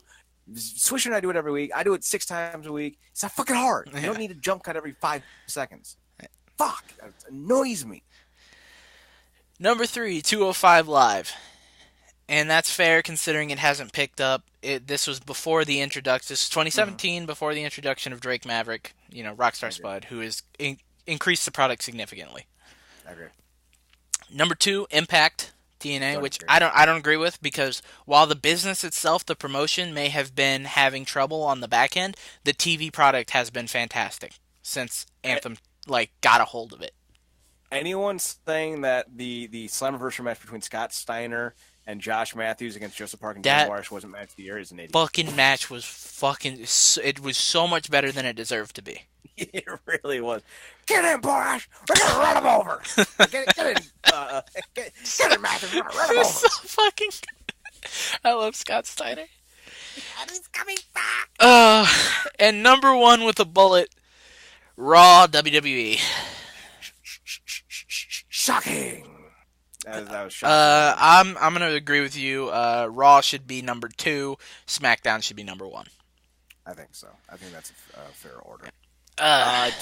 So we're on to most egregious, most evil. How does he write it? Most disgusting promotional tactic. Gonna see a theme here. Yep. Gonna see a theme here. Were there previous years for this one? Yes. 2012, exploiting Jerry Lawler's real-life heart attack. Yep. 2013 was the exploitation of the death of Bill Moody. Yep. 2014 was insulting fans who purchased pay-per-views. 2015 was using Reed Flair's death in an angle. Yeah. And then for Bellator, because all those are WWE, Bellator for the Kimbo Dada 5000 fight. Yeah, that fight was disgusting. Not great. So yeah, there's 5 on this list. Only one of them is non-WWE. Let's just start there. Number 5, Gabby Garcia against smaller women in, is it Ryzen? I don't know what Ryzen is. I think it's a new wrestling promotion coming around. I want to say they specialize in like women's matches. Ryzen Fighting Federation is what it is. Looks like it's Japanese. Yeah. Okay. So they're like Stardom? They do women's wrestling? I believe so. I'm checking right now. Gabby Garcia. Gabby Garcia is a Brazilian professional martial artist specializing in Brazilian jiu-jitsu and grappling. And she only fought once in 2017. Well, she's 6'2", and she's 236 pounds. Yeah, so she's a big girl. If she's fighting in this Ryzen Federation against smaller women, then that's fucked up. That's real fucked up. She faced off with Oksana Gagalovia, and she got this, there was no contest due to eye poke. Now Oksana she's all right. So this is a bullshit thing because Oksana Gagalovia, she's Russian. is 5'10", 260. Yeah. And she only had one fight in 2017. So I don't know what So, controversial fight between Gabby Garcia and Shinobu Kandori took an odd twist on Thursday. This is from December 28th. The six-time Jiu-Jitsu world champion stepped on the scale to take on 53-year-old Kandori, who hasn't competed in mixed martial arts in 17 years. News broke that Garcia had missed weight by 26 pounds for their... The fight was set at 95 kilograms, which is 209.4 pounds. 0.4 pounds. And the bout was off of the December 29th card. So, not only... was she 26 pounds, almost 27 pounds overweight, she was 70 pounds above her opponent. Which is insane. So, I don't know if they're hard up for headlines for this disgusting promotional tactic, but it looks to me like they were set to have a heavyweight fight that just didn't happen. I'm not seeing much else, so... Whatever. She faced Yumiko Hara, who was 159 and 5'6", but that was in 2016. Okay, then this doesn't count. So, and then she faced someone who was bigger than her. So I think this is a bit of a stretch. Yeah. The next four aren't, though. Number 4, pushing Jinder Mahal as a champion for the Indian market. I don't think that's a disgusting promotional tactic. I think it's the way they went stupid. about it was wrong. I think considering he's more Canadian than he is Indian. Yeah. In terms of his culture. But then they turned him into the foreign heel that just like, I represent the 1.3 billion people of my country of India. That's actually not bad for Jinder in person. I think number 2 Jinder is worse than number 1. Oh yeah, we'll get to the number. Yeah. Significant degree. Yeah, no, you're right. That's why this one was number 4. You know. Number 3, the Ultimate Warrior Lionization / breast cancer campaign, where they were using Warrior. You know, they did the whole. No, actually, that was 2016 when they put What's-Her-Face in the Hall of Fame. Wasn't it? What do you mean? Joan London was 2016, and Eric Garner? No, not Eric Garner. Eric... What's the guy's name? The guy in the wheelchair. The guy from Rutgers. Yeah, the guy from Rutgers. Was this year. Was 2017. But still, they're using Ultimate Warrior as a symbol of, like, be a warrior. They did something for October of last year where they brought a bunch of women in. Yeah. And then they had Dana Warrior do the whole breast cancer camp. Yeah. No, this fucking Ultimate Warrior bullshit. This Ultimate Warrior bullshit pisses me off. He was a piece of shit, and he doesn't deserve to be... Ugh, I hate it. Well, I mean, just look what they're doing with Moolah. So, I mean... It's not really that surprising that Stephanie and Vince can't get their shit together. They're just fucking terrible. Did you see the Vince McMahon Googling tweet I retweeted? Yes. It was the one that I retweeted? I don't know, but it was How do I get Snickers back? No, it wasn't that one. Here, I'll look it up. It was really good. It says, if you can't get away with naming your divas a battle royal after an abusive pimp, does it mean the business has passed you by? Oh, yeah, I retweeted that one, too. That's a good one. I'd come up with a name for the Battle Royale. Huh. Like to hear it. Yeah, hit me. Before they changed the name from the Fabulous Moolah Memorial Battle Royale to the Women's WrestleMania Battle Royale, I had suggested, why not just name it the Sexual Predator Battle Royale? At least it's more honest. Yeah.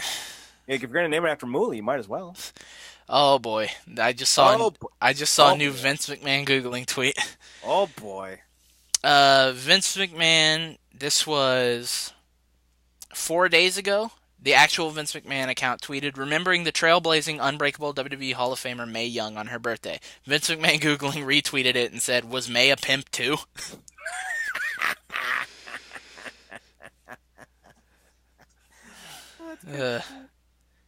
So what are we on for? Best move? No, we're not done with the most disgusting promotional attack. That's right.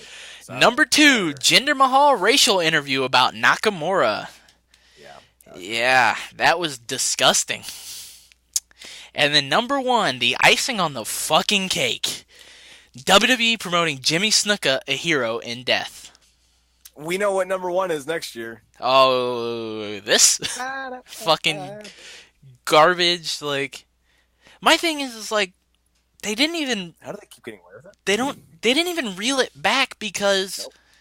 of fan backlash. They reeled it back because Snickers was like, "We're gonna fucking drop you if you don't." And the only reason because Snickers didn't even know. No, fans told them. Yeah, fans literally like I'm so like it's one of the times that you can be super happy about the wrestling industry and its fans when you're like, this lady was disgusting. We need to get her like because compare it to the Elgin situation, right? Mm-hmm. Look at how many people came to his defense. Yeah, quite a bit. In this situation, I didn't see a single fucking fan. I saw a few. If you say you saw a few, that's still like a microcosm of what we were significantly less. Maybe 1% of the fan base. Yeah, going what Moolah did wasn't that bad, and we don't even know if it was true. That the second part is what I see. Yeah. How do you even know it's true? Yeah, because first-hand account. Because if 30 people say there's a fire, I'm not going to be like, sure, show me the fire. Yeah. One person says there's a fire, I'll be like, all right, show me the fire. Yeah. 30 people tell me where there's a fire, I'm going to be like, okay, tell me where to go. If I see 40 people running out of a store saying, there's a guy in there with a gun, I'm going to be like, shit, there's probably a guy in there with a gun. If I see one person running out of a full store with a bunch of people, and they're like, there's a guy in there with a gun, I'm going to be like, no. Maybe not. Maybe you're inciting panic. It's half off day after expired salami day. I'm going in anyway, dude. Yeah. Strutting in to get my slightly tainted processed meat. All right. Best wrestling move. The last 5 years, the Rainmaker, 2012 and 2013, because of Chica Okada. Mm-hmm. Then we had the Meltzer Driver. I feel like that one's kind of a bullshit move, I'm just saying. By the Young Bucks. Then the Styles Clash for 2015. And then the One-Winged Angel in 2016 by Kenny Omega. The Styles Clash by AJ Styles for you noobs who don't know anything about it. So there you go. Was 2017 top 5. Number 5, Black Mass, Aleister Black. Yeah. Number 4, the V-Trigger, Kenny Omega. Yeah. Number 3, Destino by Tetsuya Naito. Yeah. Number 2, the Rainmaker, Kazuchika Okada. Yeah. Number 1, the One-Winged Angel by Kenny Omega. Yeah. I'm going to say number 1 is actually tied because fucking Killian Dane does it as his finish too. So Killian Dane, number 1. Killian Dane, go fuck yourself. The number 1 move of the Bullet was Reno Scum's double team finisher. What is it? It's I think it was Lester Legend would kind of do like a surfboard submission hold on a guy and pull his arms back, and then Adam Thornton would jump up and do a one-footed stomp on the dude's head. Oh, it was so fucking cool. I fucking love that move. It's so fucking cool. They called it like I don't remember what they called it, but they called if they had called it the Oki. Like it's so his diving double foot stomp is the Oki killer. Yeah, and they do a surfboard diving double foot stomp combo. Yeah. And it's just called the Oki Killer. That's fucking cool. It is, and Lester released them right at the proper point to ensure that the connection isn't as ferocious as it should be. Yeah, it's a beautiful and painful move, and should have been number 1 on the ball. But these people don't know anything that's not popular. Dude, there's so many good tandem wrestling moves that I just don't understand why people are so like. I get the Rainmaker, like sure, but it's like. Let's talk. It's a clothesline. Yeah. Oh. I don't. The best clothesline in wrestling. Don't get me wrong. I'm a fucking sucker for a good clothesline. I know you are. But the Rainmaker's not a good clothesline. The only thing that makes the Rainmaker good is whoever's taking it. And to be fair, they've booked the maneuver poorly. No. I would actually say they booked the maneuver to be interesting because it's never been a move that is definitive. It's not his best move. You're right, because it only works if he gets the full spin and the clothesline. That's like it has to be the full ripcord out and then pulls them in for the clothesline. I think the way he does the Rainmaker is really good because he'll do it once and he'll hold the wrist. And it's like that's such good storytelling for a move. But like as far as impact goes, it just doesn't, So I agree with you. I'm playing devil's advocate. I don't have an issue with that so much because when you think about that, he's not putting the other person in danger. So there is almost a trade-off, if you will, to the lesser impactful clothesline. Now I know when we think of great clotheslines, we think of Stan Hansen's, even JBL's, even though he's a piece of shit, Jay Bradley's. But those are all running when guys can do a proper backdrop and not risk taking the full brunt of it. Yeah. With Okada, though, you don't drop until he touches you. Yeah. So you can't do it as hard. So I understand the physical restrictions that he puts on himself, but it does make the move look less impressive. But at least there's an explanation, you know? It's not like some of these moves you see these days where it's either just way over the top or it just does nothing for you. It's a nice kind of balance. But it's not the best wrestling move. Yeah, no. And I don't think the One-Winged Angel is either. No. Although it was a perfect move for that whole 2017 Wrestle Kingdom match. Yeah. Because him trying to hit it was a great story. Oh, it was, really good. I don't know. I can't think right now what I think the best wrestling move is.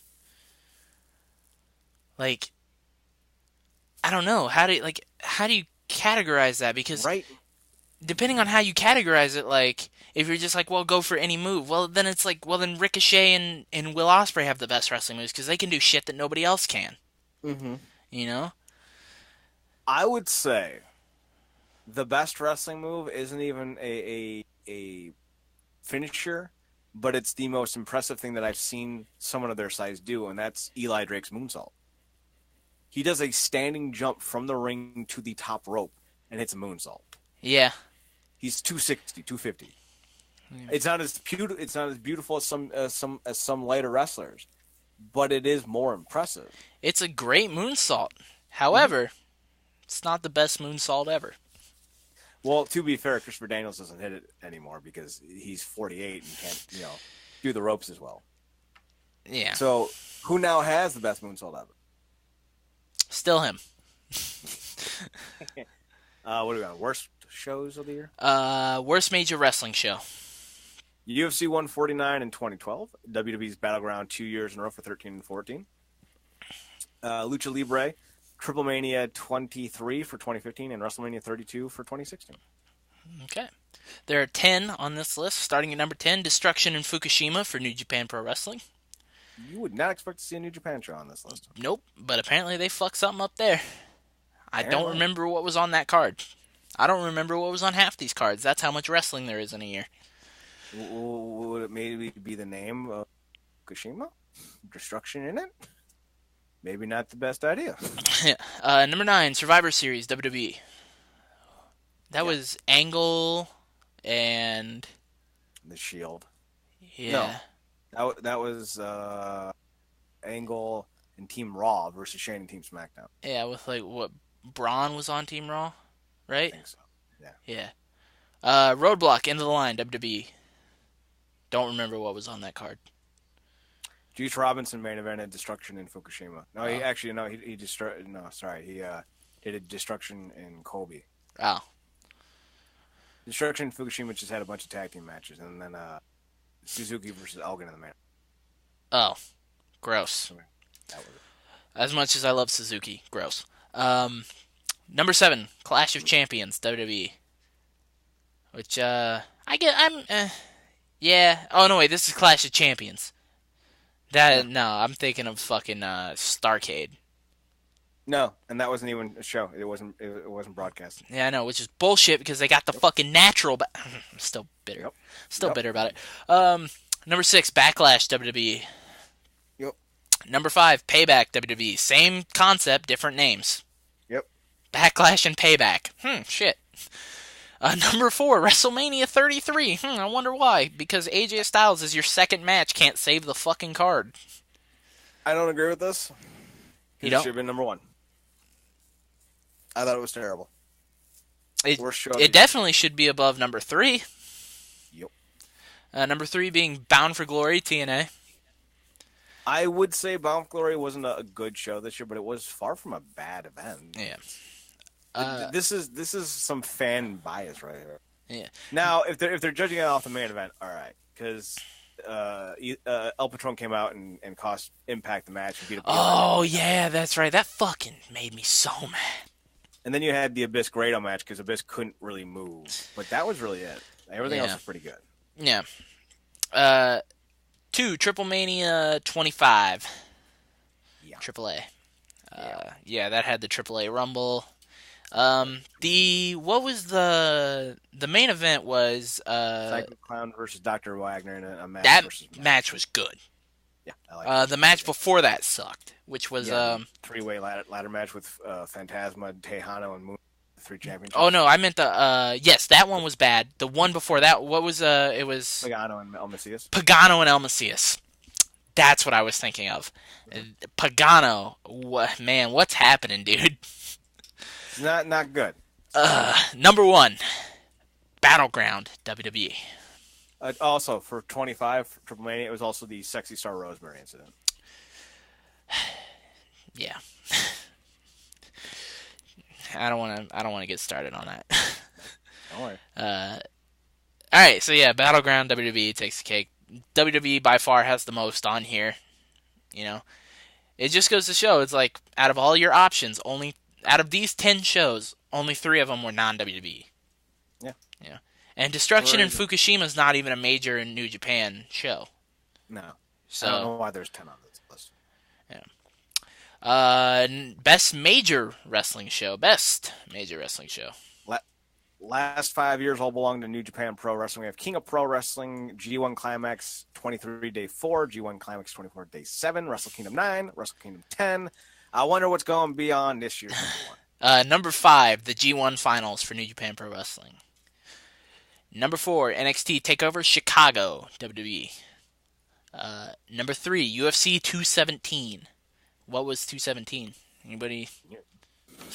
I'm Googling it right now. Yeah. That was Bisping and GSP. Oh, okay, that makes sense. That was GSP's return, right? Mm-hmm. Yeah. And he beat him in 3 rounds for the... And GSP's the man. Number 2... Oh, he was also in Madison Square Garden, too. Oh, there you go. That's awesome. Number 2, Dominion 611, New Japan Pro Wrestling. And then number 1, Wrestle Kingdom 11. Shocking. I mean, to be fair, that had one of the greatest matches we've ever seen. Like the opening battle royal, I agree. Fucking dude, love me that cheeseburger.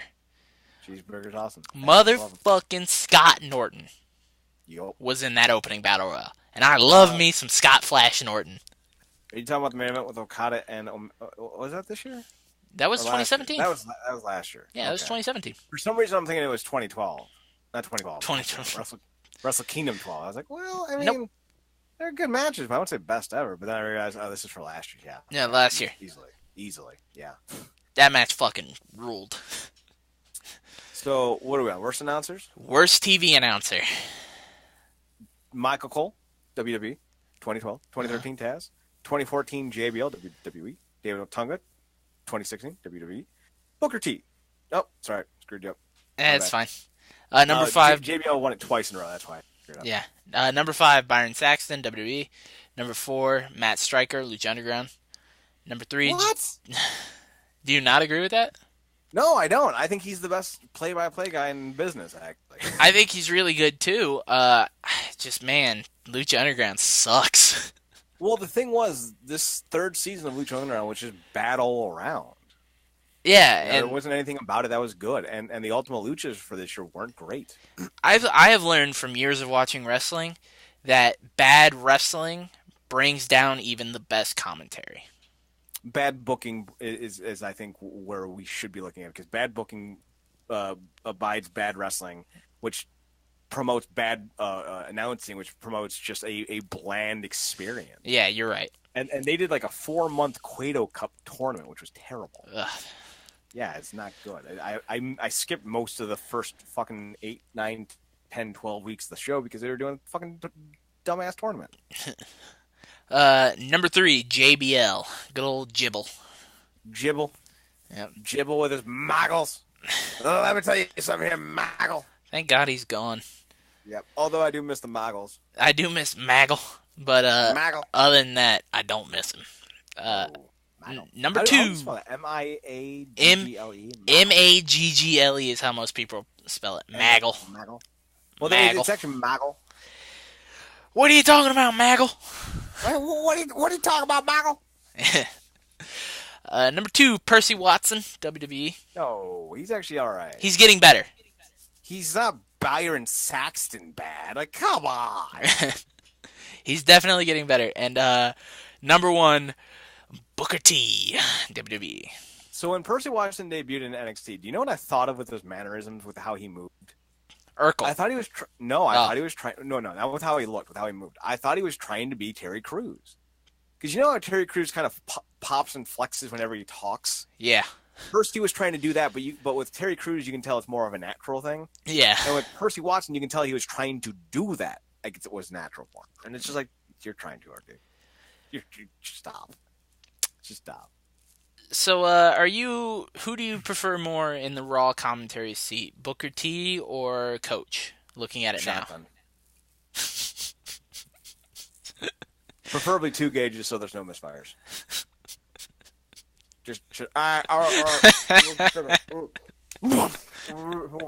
All right. Wait, when did... Am I doing this show with the ghost of... I'm not going to finish that. The ghost of Christmas's bastards, yes. No, I was going to say, when did Chad stop commentating with me? Am I doing this show with the ghost of Kurt Cobain? Oh! It's 30 years. You can make the joke. It just wasn't a good one. Yeah. But yeah, Booker. Who do you think is better so far? Better? Better is a relative term between Booker T and Coach. Literally, that's it. I'm not comparing them to anyone else in this situation. Honestly, dude, they're the same sides of sock. Well, the thing is Coach is more professional. Yeah, but Booker T has more actual experience. Yeah, I know. But Jonathan Coachman is the biggest piece of shit in that company who's not named Vince McMahon. And Booker T is the most arrogant, ignorant son of a bitch I think wrestling has ever seen in the last 20 years. Yeah. So it's like, you're asking me to pick which slimy toad do I want to lick. They're both slimy toads. I don't want to lick either. Just make it Cole and Corey and move on. Yeah. At least all 4 of those men have never been involved. They were showing their junk to some chick on Twitter whilst married. Looking at you, SmackDown announcer whose name I can never remember. Generic white boy. Todd Kennedy's less impressive twin. What was the name of that? The backstage announcer for SmackDown in the late 2000s. It's Todd Grisham. Todd Grisham. Todd Grisham. Man. Right. Man. I had Todd, you had Grisham. Yeah. Generic white boy. Yeah. Anyways, best TV announcers. Wasn't as bad as Josh Matthews getting molested by Heidenreich. Oof. That was television. 2012, Jim Ross, WWE. William Regal, 13-14, WWE. New Japan, 2 years, with a sub-caveat of WWE for Mauro Ranallo in 2016 and 2015. Interesting. Yes. Number 5. And I think he's terrible. I cannot stand him. Number 5, Kevin Kelly, New Japan Pro Wrestling. I buy it. I dig on Kevin Kelly. I like Kevin Kelly. I buy it. He's good. Kevin Kelly's... You and I agree that he never sells the big moments enough. Right, and that's why he'll never be number 1, but he should always be in the top 5 or 10. Yes. His storytelling of what's happening, because especially in New Japan, where you don't know the promos, you don't know the interviews, you don't watch the week-to-week shows, Kevin Kelly gives you all you need. Yeah. Before and during the match. So you understand what's going on within this feud, which is something that the WWE and their announcers don't do. Yeah. They're too busy shilling. Yeah. Shilling for the next product that they're trying to sell. I believe it was on the bar after Raw. Or after SmackDown, whatever the first night of the New Japan Cup was. I believe it was on the 9th. It was the only night so far that has had English commentary because they kicked off the start. And then they'll be back for the later matches. Kevin Kelly was solo for the first couple of matches, and then he was joined on commentary by, drumroll please, Chuck Taylor. Yes. And it fucking ruled having Kevin Kelly and Chuck Taylor on commentary. To be fair with the New Japan stuff, they don't really do a lot of English commentary for the big multiple event days. Yeah, no, they're doing what they did for what's their big one? No, not Tag League. Oh, the Tag League. The G1. They did what they did for the G1.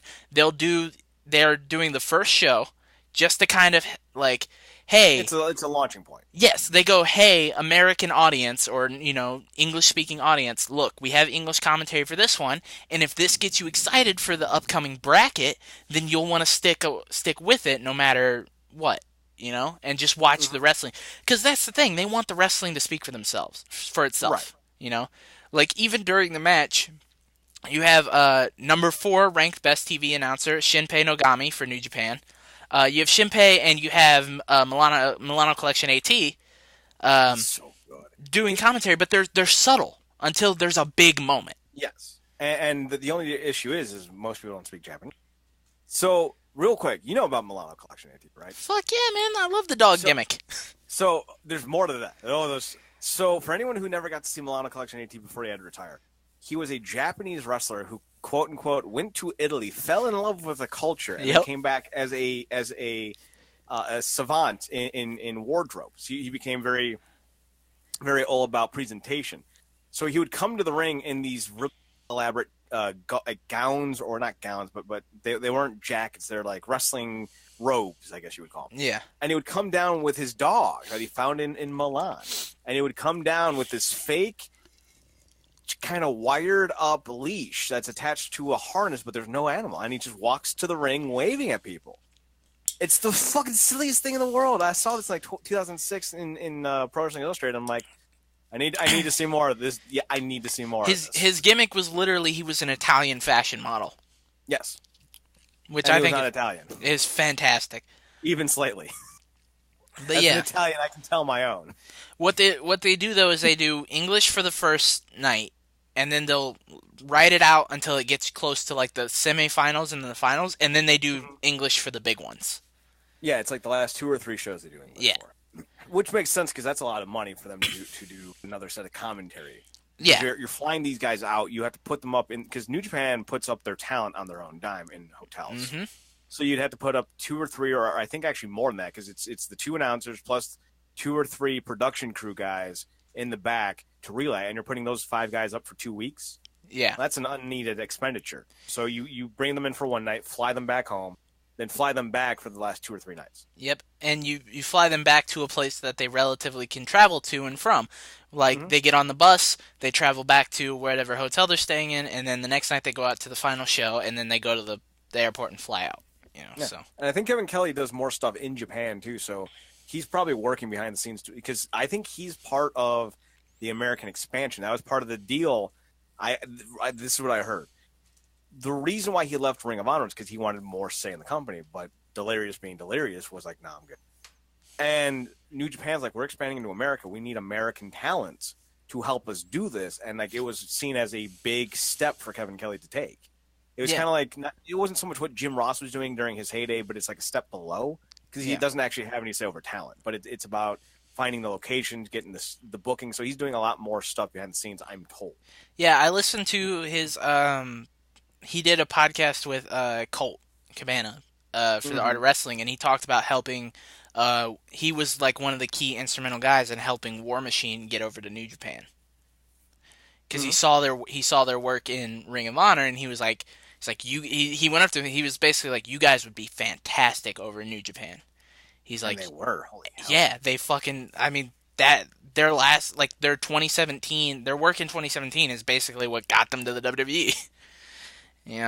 So number 3, Don. So should we be saying that's a good thing then? Because if they're working on the WWE, that's not exactly a compliment these days. I mean, the WWE is like the big one, but it's the big one in America. In America, you don't make the most money in the WWE unless you're a top 10 guy. Yeah, I mean. And you're probably not even seen by that many people comparatively. If you were to be an independent wrestler, I bet you Cody Rhodes has had more product because he's in so many different locations with so many different promotions. You put that all together, that's probably more eyes than the WWE gets. So I don't know if the old sayings about the WWE is true anymore when you think about how strong the business is all around. No, I get what you're saying. I think it's just a different debate for a different time, because I think if you want to go with the hook, I think it's because a lot of these guys grew up watching it and want to be a part of it at least once. Mm-hmm. Maybe. I was a WCW guy, so I will forever reserve. Yeah. That's just how I am. 3. Number 3, Don Callis, TNA, New Japan. Wrong. He's never done a single minute of commentary on TNA or Impact Wrestling. I don't know why. In there with TNA. Well, he's good. Yeah. He should be number 1, but he hasn't done anything with Impact Wrestling. So I'm wondering if this was like the guy who put this list up. Did he add that? I think. I think the guy who put this up is just adding in his stuff to denote where the person belongs. Okay. Number 2, Corey Graves, WWE. Number 1, Mauro Ranallo, WWE. So we've been at this for almost 2 hours. You're right. Let's expedite a few of these. Best non-wrestler. Number 1, Daniel Bryan. We'll do the rookie of the year because I think that's fun to do. Okay. Past rookie of the years. We had Dynastia, Lucha Libre AAA. Okay. Yohei Komatsu, New Japan. Dragon Lee, CMLL. Chad Gable, Home on the Farm, WWE. And Matt Riddle, Evolve in PWG. Okay. Number 5 this year is Austin Theory of WWN. We can skip all the MMA shit. That's right. Yeah. Number 4, Tomoyuki Oka of New Japan Pro Wrestling. Number 3, Bianca Belair of WWE. Number 2, Microman of CMLL. And number 1, Katsuya Kitamura of New Japan Pro Wrestling. Best non-wrestlers were Dario Cueto, Stokely Hathaway, which I love, Paul Heyman, and Zelina Vega. Because I forgot about all the MMA shit that we can skip over to. So most overrated. This we called the Triple H Award. Most underrated? I thought we were on overrated first. Mine is underrated, but if you want to do... Sorry. No, you're right. Underrated. Yeah. I got cocky, kid. All right, so most underrated. Do you want me to just go for it, or? I'm getting there. This is the Pro Wrestling Match of the Year. Best TV. What? All right, here we go. 2012, Tyson Kidd, Antonio Cesaro for the last 5 years. 4 years. Yeah. That was easy. Number 5, Cassius Ohno. Number 4, Sami Zayn. Number 3, Finn Balor, I don't agree with. Number 2, Tomohiro Ishii, which, depending on how you view underrated. I mean, underrated in the grand scheme of wrestling? Sure. Underrated in New Japan? Not really. Number 1, by and far the most agreeable thing I've seen on this list throughout what we've been doing, Rusev.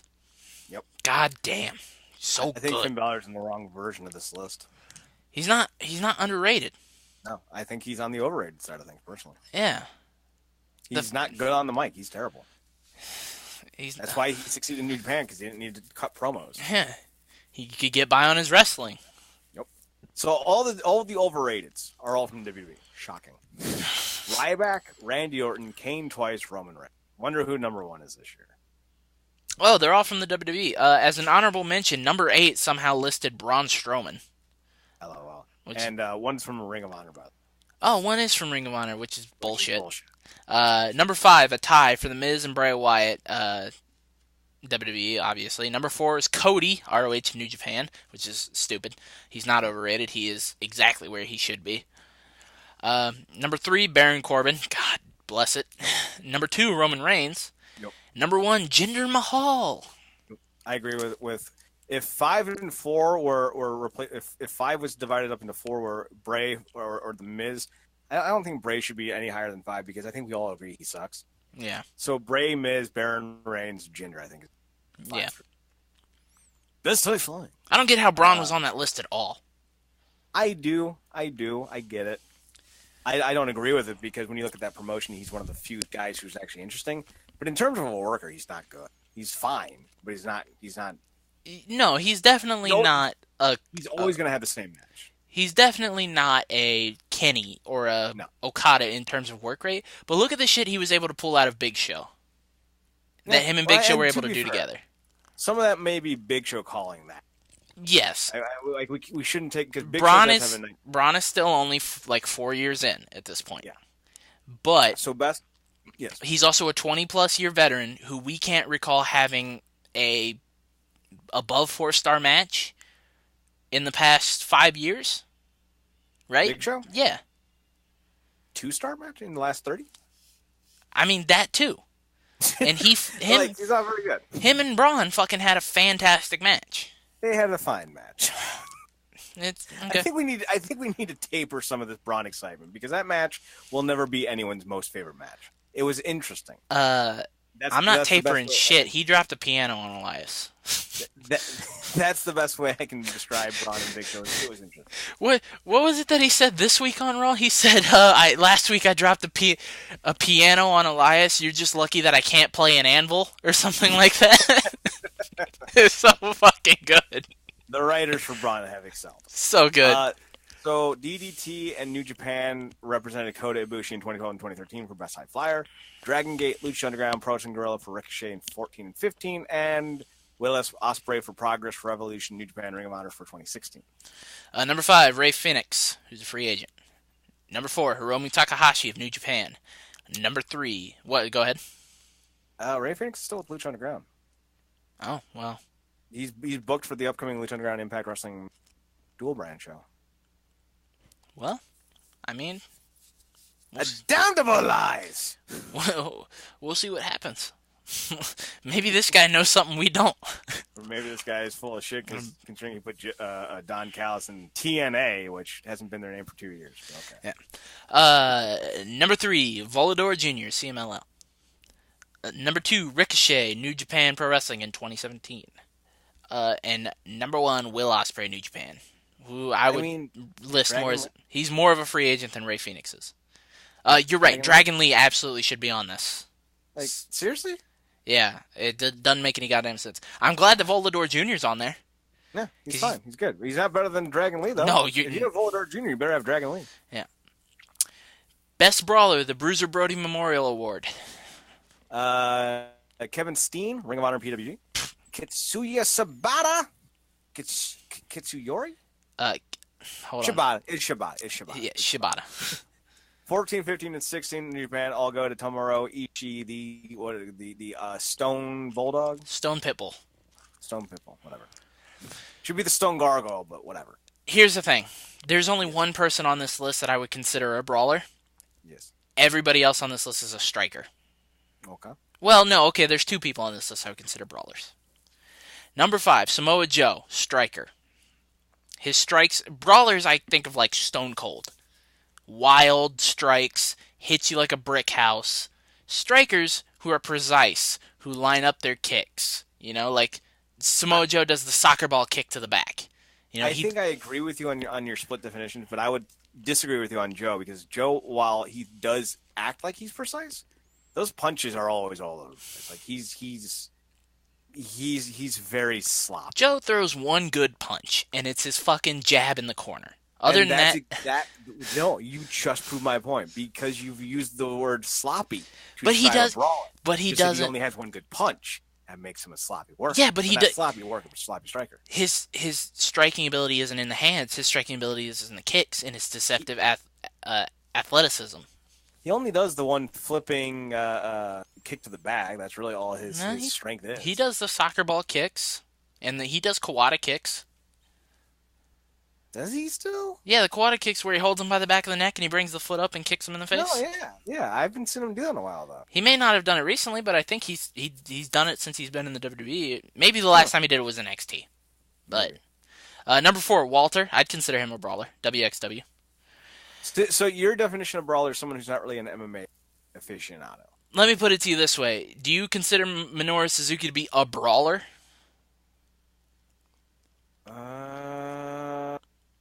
Question. A man who is known for his precise striking? See, here's the thing. I do agree that there's a difference between brawling and striking, but I think striking is a good term for brawling. Suzuki, I would definitely describe as a brawler because he's not a submission guy. He's not a technical guy. He's not a high flyer. And there's no striking award. Are you telling me Suzuki's not a submission guy? Not compared to what he's known for. He's known for his strikes. He does submission hold. Okay, I have a better way to wrap this all up. But think about it like Dean Malenko. Would you describe Dean Malenko as a high flyer? No. But he did do high-flying moves. Yeah. That's how Suzuki is with submissions. He does do them, but he's a striker first. Okay, this is also called the Bruiser Brody Memorial Award. Right, but Bruiser Brody was in a time period where MMA didn't. Yeah, and he's 40 years ago. And when I talk about striking, this is what I can like. But here, Owen Hart was considered a high flyer, and that dude didn't do anything. He would do fucking monkey flips and schoolboys. Like, that was his definition of high flying in the 80s. Styles evolved, you know what I mean? Mm-hmm. So I know we're thinking like, well, Bruiser just threw elbows and clothesline and shit. All right, but that's not how anyone wrestles nowadays. Like, even Kevin Owens, to a degree. Like, Kevin Owens is a much more polished worker than Bruiser Brody was. But he's a brawler. I do understand that there's a difference between brawling and striking, but there is no striking category. So by default, they're all brawlers. Right, I understand. If they're because there's what? Brawling, technical, high-flying, submission? I mean, yeah. Would those be the four classes, if you will? Yeah, you could say that. So and each guy should have a little of all, but each guy does have their primary one. For this award, for the brawling aspect, I think all 5 of these guys are very good at representing a brawling style to a degree. I do agree that a guy like Stone Cold is the epitome, but we should be thinking of him as the top version of it. Like, do you brawl like Stone Cold? Like, no, but who does? I picture like Dean Ambrose is a good example of a brawler. Dean Ambrose is a good example of nothing. Well, let me put it to you this way. He has one actual wrestling move, and then the rest of his matches are him just punching and kicking you as wildly as possible. Yes, but he's also very shit when he does it. That awful clothesline is terrible. Everything he does is so fucking soft. Yeah, or it takes forever. There's no believability. With that clothesline that he does, that bouncing clothesline, like, goddamn. He's like, I've fallen back for 6. I would just kick him in the stomach and go, ha ha, you fell out of the ring, you dumbass. Yeah. I've seen Kyle O'Reilly do that one between the middle and bottom rope. And Christ, I thought he was going to hit his... Yeah, I thought he was going to hit his head on the fucking ring apron. Nigel did it the best. Nigel did do it the best. Kyle O'Reilly does it the second best. His was pretty good. Because the thing with Nigel is that he would stay completely straight. Right? Yeah. Would you say Nigel's a brawler? Or was during his tenure? I would say so.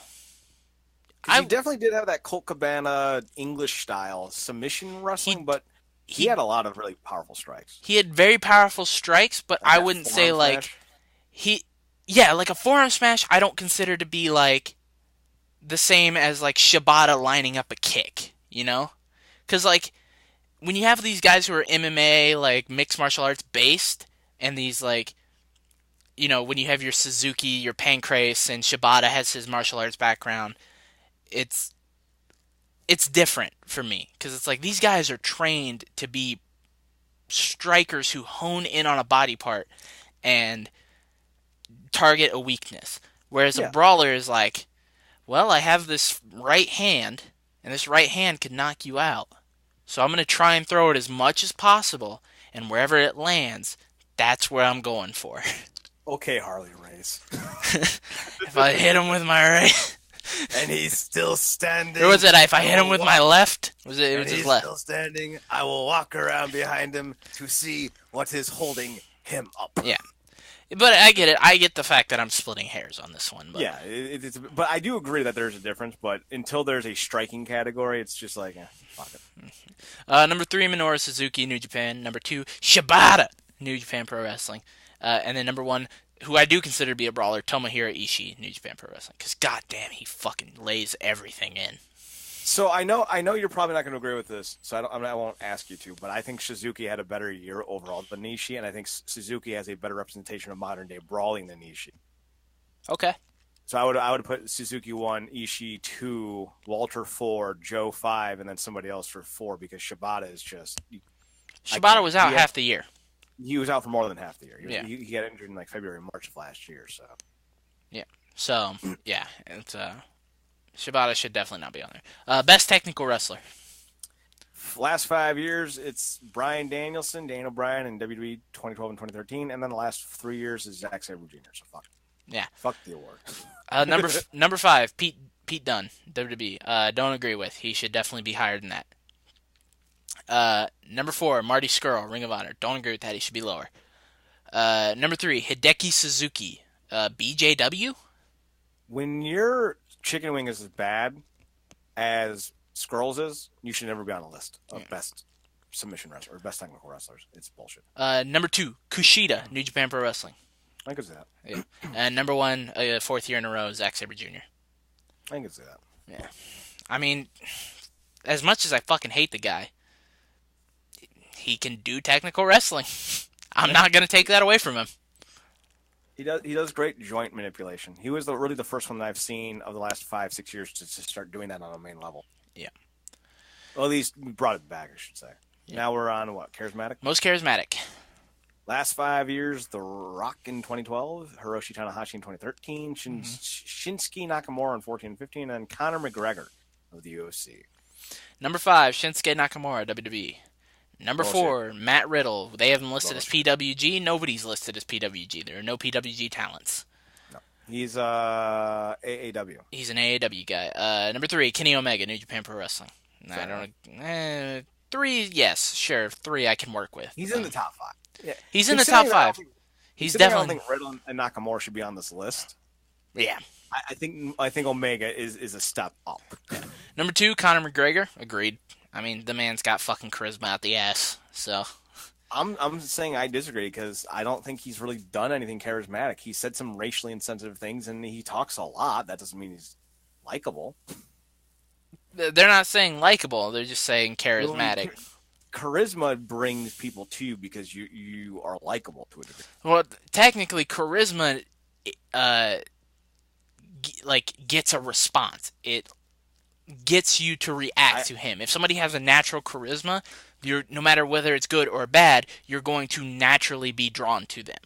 With the exception of Ric Flair, everyone who's ever won this, Hogan, Sting, Onita, Michaels, Stone Cold, The Rock, Bob Sapp, Eddie, Cena. Mm-hmm. So, I mean, McGregor's a very unlikable dude. So, he's not winning. He's number 2, so. Right, but I don't even think he should be that high. But there's no Eli Drake. There's no EC3. You're right. Number 1, Tetsuya Naito, New Japan Pro Wrestling. I agree he should be in the top 5. I don't agree that he should have won. No. I think there's definitely some New Japan bias here. Yeah. In this voting. There's definitely. The people who subscribe to the Observer have New Japan bias. That's very clear. Yep. This is Feud of the Year. Food of the Year. Yep. We're not doing best on interviews? No. I don't have a best interview on here. Do we have a most improved on here? Most improved is over on the other tab. So you want me to do most improved? No. I have it right here. What are we on? Feud of the Year? I have to go down. Sorry. Yeah. Promotion. What is this? Best matches? Best matches of the year. Best feud? Fight? No. Rookie. Motherfucker put this out of order. So I'm kind of scrambling here. We just did most charismatic. We're at Feud of the Year. Do you want to just do most improved?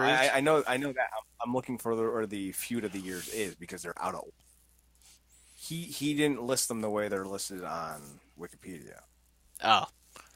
So I'm trying to find where Feud of the Year is just below Match of the Year.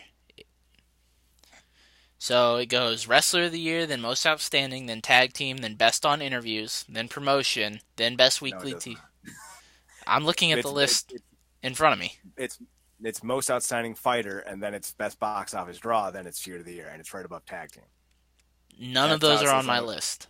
That's how it's listed on Wikipedia, which is why I said it's out of order from how it is. Yeah, I was trying to help you on this list.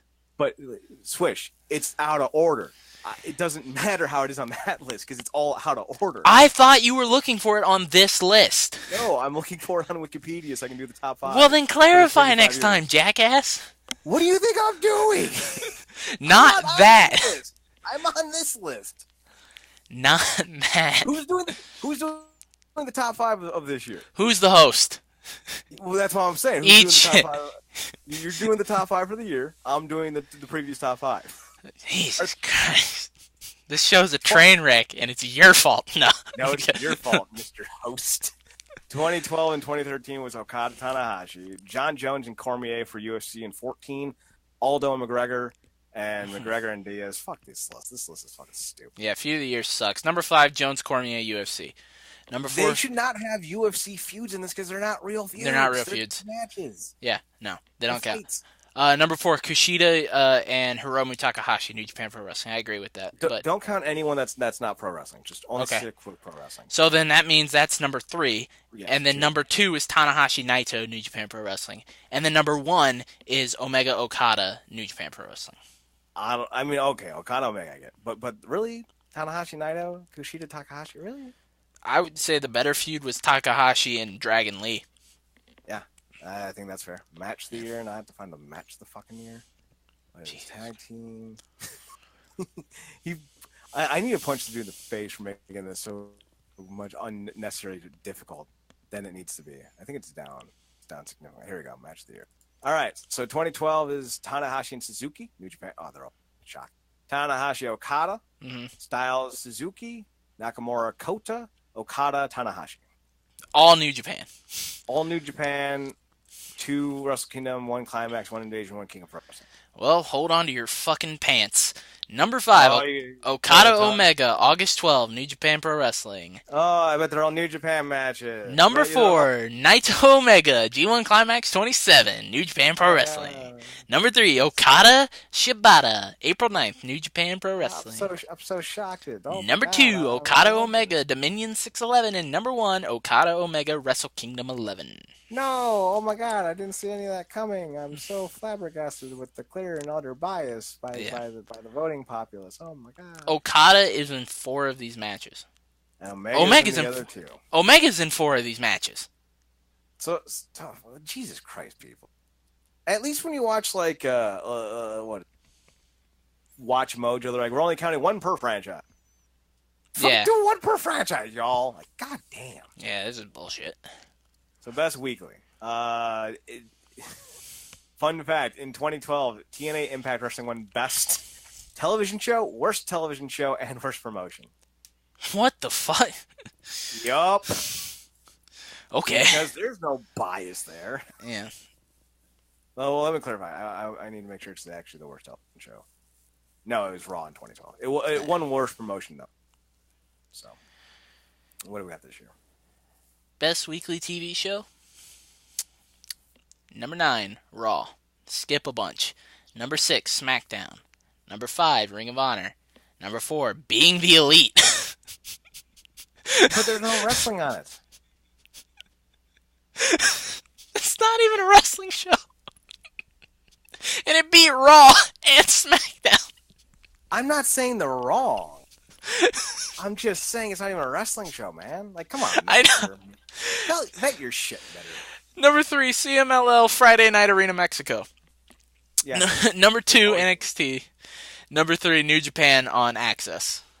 Honestly, CMLL Friday Night at Arena Mexico should always be number 1 because 60 years. Yeah. In the same venue. Yeah. Go fuck off. You can't carry their jockstrap. Promotion of the year. By the way, I just remember that they list all the categories at the top, and I can just click on the one. So, God damn it! Just made it a lot easier. New Japan Pro Wrestling last 5 years. I wonder who it is this year. Number 5, CMLL. Number 4, UFC. Doesn't count. Fuck you. Number 3, WWE. Number 2, Ring of Honor. 1,297 votes, and then New Japan number 1 with 5,871 votes. So you're saying it was close? Nope. That was a joke. Oh, no, really? It was a joke? Really? I'm so smart. Yeah, I can work for my friends. God damn it. 2012, CM Punk. 2013, 2014, Paul Heyman because it's the best on it. Best on interviews. And then they didn't do it for 2015 or 2016. Oh. I don't count it. Number 5, Kevin Owens. Number 4, Kenny Omega. Number 3. Excuse me, it's number 4, number 3. Oh, you're right. My bad. Number 4, Kevin Owens. Number 3, Kenny Omega. Number 2, The Miz. Number 1, Chris Jericho. There it is. And then fuck Conor McGregor. I would actually agree with Jericho being the best on. All right, so how does someone like Chris Jericho get best on an interview, but isn't in the top 5 and most charismatic? Do you all know what charisma incorporates? Like, come the fuck on, people. 2012 for best tag team, Bad Influence. Yes. The Shield, 2013, WWE. No. New Japan, Pro Wrestling Guerrilla, Ring of Honor, the Young Bucks, the last 3 years running. Yep. Number 5, Nueva Generación Dinamita, CMLL. Number 4, Sheamus and Cesaro, WWE, The Bar. Number 3, War Machine, Ring of Honor in 2017. They were more New Japan, but whatever. Number 2, The Usos, WWE. And number 1, 4th year in a row, the Young Bucks. I would probably say the Usos, considering they not only were the best tag team in the company, but basically rejuvenated their career. Oh yeah, I'm big on the Usos. So the debate topic would be: do you give it for the Young Bucks for being for the 4th straight year the best, or do you give it for the Usos for rejuvenating their career after 8 years? They're both hard things to do, but which one would you put more emphasis on? When I don't have the answer. It's more just a devil's advocate. I don't have an answer either. Me personally, when I look at the matches that the Usos and the New Day had this past year, especially their Hell in a Cell match, I put the Usos at number 1. I agree, mostly because, and yeah, this is kind of a knock against the Bucks. Unless they're doing a 6-man with Hangman Page, they wrestled. Yeah. So I really can't give them much credit. Yeah. So we're on most outstanding wrestler. The Scarecrow Award for most outstanding in their field. I don't know who you stole that from, but I like it. Good. It's like a subtle, like that's really good actually. All 5 years are New Japan's, except for technically 2016, kind of, sort of. And it's 2 men. It's Tanahashi for 2 years, and the last 3 years was AJ Styles. Okay. Most outstanding wrestler, number 10, Io Shirai of Stardom. Mm-hmm. Number 9, Kota Ibushi, free agent. He's not a free agent. He's there's a term for it. He's not a free agent because he does have deals, but he's independent contractor. No. They call it something specific. Do the rest of the list. I'll look it up. Okay. Freelancer. He's a freelancer. A freelancer. Okay. It's a different term because he is not a free agent. He's in New Japan, but he can do anything. Yeah. It's like what Chris Jericho has. Yeah. In WWE. Number 8, Will Ospreay, New Japan. Yeah. Number 7, Zack Sabre Jr., New Japan. This list is nauseating me. Yeah. Number 6, Kushida, New Japan. Number 5, they're all New Japan. Tomohiro Ishii, New Japan. Or AJ Styles. Number 4, Tetsuya Naito, New Japan. Number 3, AJ Styles, WWE. Number 2, Kenny Omega, New Japan. Number 1, Kazuchika Okada, New Japan. I like how you said that. New Japan. That's cool. Because after saying it 7 times in a row, it fucking gets boring. It doesn't sound like a word anymore. Yep. Wrestler of the Year. The Ric Flair / Luthez Award. You should call it the Eli Drake Award. Because it should always go to Eli Drake. Eli Drake. It's in the game. 2012, 2013, Hiroshi Tanahashi. 2014, Shinsuke Nakamura. 2015, 2016, AJ Styles. Number 10, Chris Jericho, freelancer. Number 9, Tomohiro Ishii, New Japan. Number 8, Hiroshi Tanahashi, New Japan. Number 7. Jericho's technically a free agent. His deal is expired with New Japan. I'm going to fuck you up. That's the thing, though. Like, there's a stark difference between free agent and fucking fight you. Let me finish the goddamn list. I like that you're like, fight. God. Number 8, Hiroshi Tanahashi, New Japan Pro Wrestling. Number 7, Brock Lesnar, WWE. What? No, bullshit. Number 6, Rush. How is he? Come on. Really? Number 7? Like, is this a real thing? Think he should be higher? No, he should be on the fucking list. Oh, yeah, you're right. He wrestled like 3 times last year. Is this dude punking us? No, this is not this dude punking us. This is the fucking Observer fans fucking with us. Are they punking us? Probably. Yeah, there's this really, really unwatched Twitch show that sometimes get like 40 viewers on YouTube. We should fuck this list up so they have to read it. Yeah. And then they look like assholes. Yeah, no. Like it. Let's do it. Number 6, Rush, CMLL. Number 5, Kento Miyahara of AJPW. Number 4, AJ Styles, WWE. And then to just wrap it up with the New Japan blowjob contest, it's Naito, Omega, and Okada. 3, 2, 1. So I think I agree with Rush, Miyahara, and AJ Styles 3-1. I think those are your 3 actual top guys. Miyahara has been the top guy in All Japan 2-3 years now. Mm-hmm. He held the belt for almost 500 days. His first reign really was a big kind of point of contention, not contention, but a point of influence for why they had a swing back into 2017, 2018.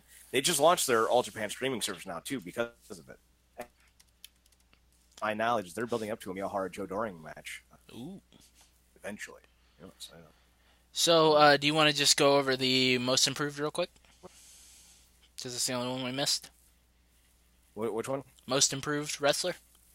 Yes, I believe that's the only one. Yep. No, the one that really matters, I should say. Yeah. Underrated. Where's my... This list this year is actually pretty fucking good. Did we do Rookie of the Year? No, we did. Yeah, we did. We did. 2012, Okada. 2013, Reigns. 14, Rusev. 15, Bailey. 16, Matt Riddle. Okay.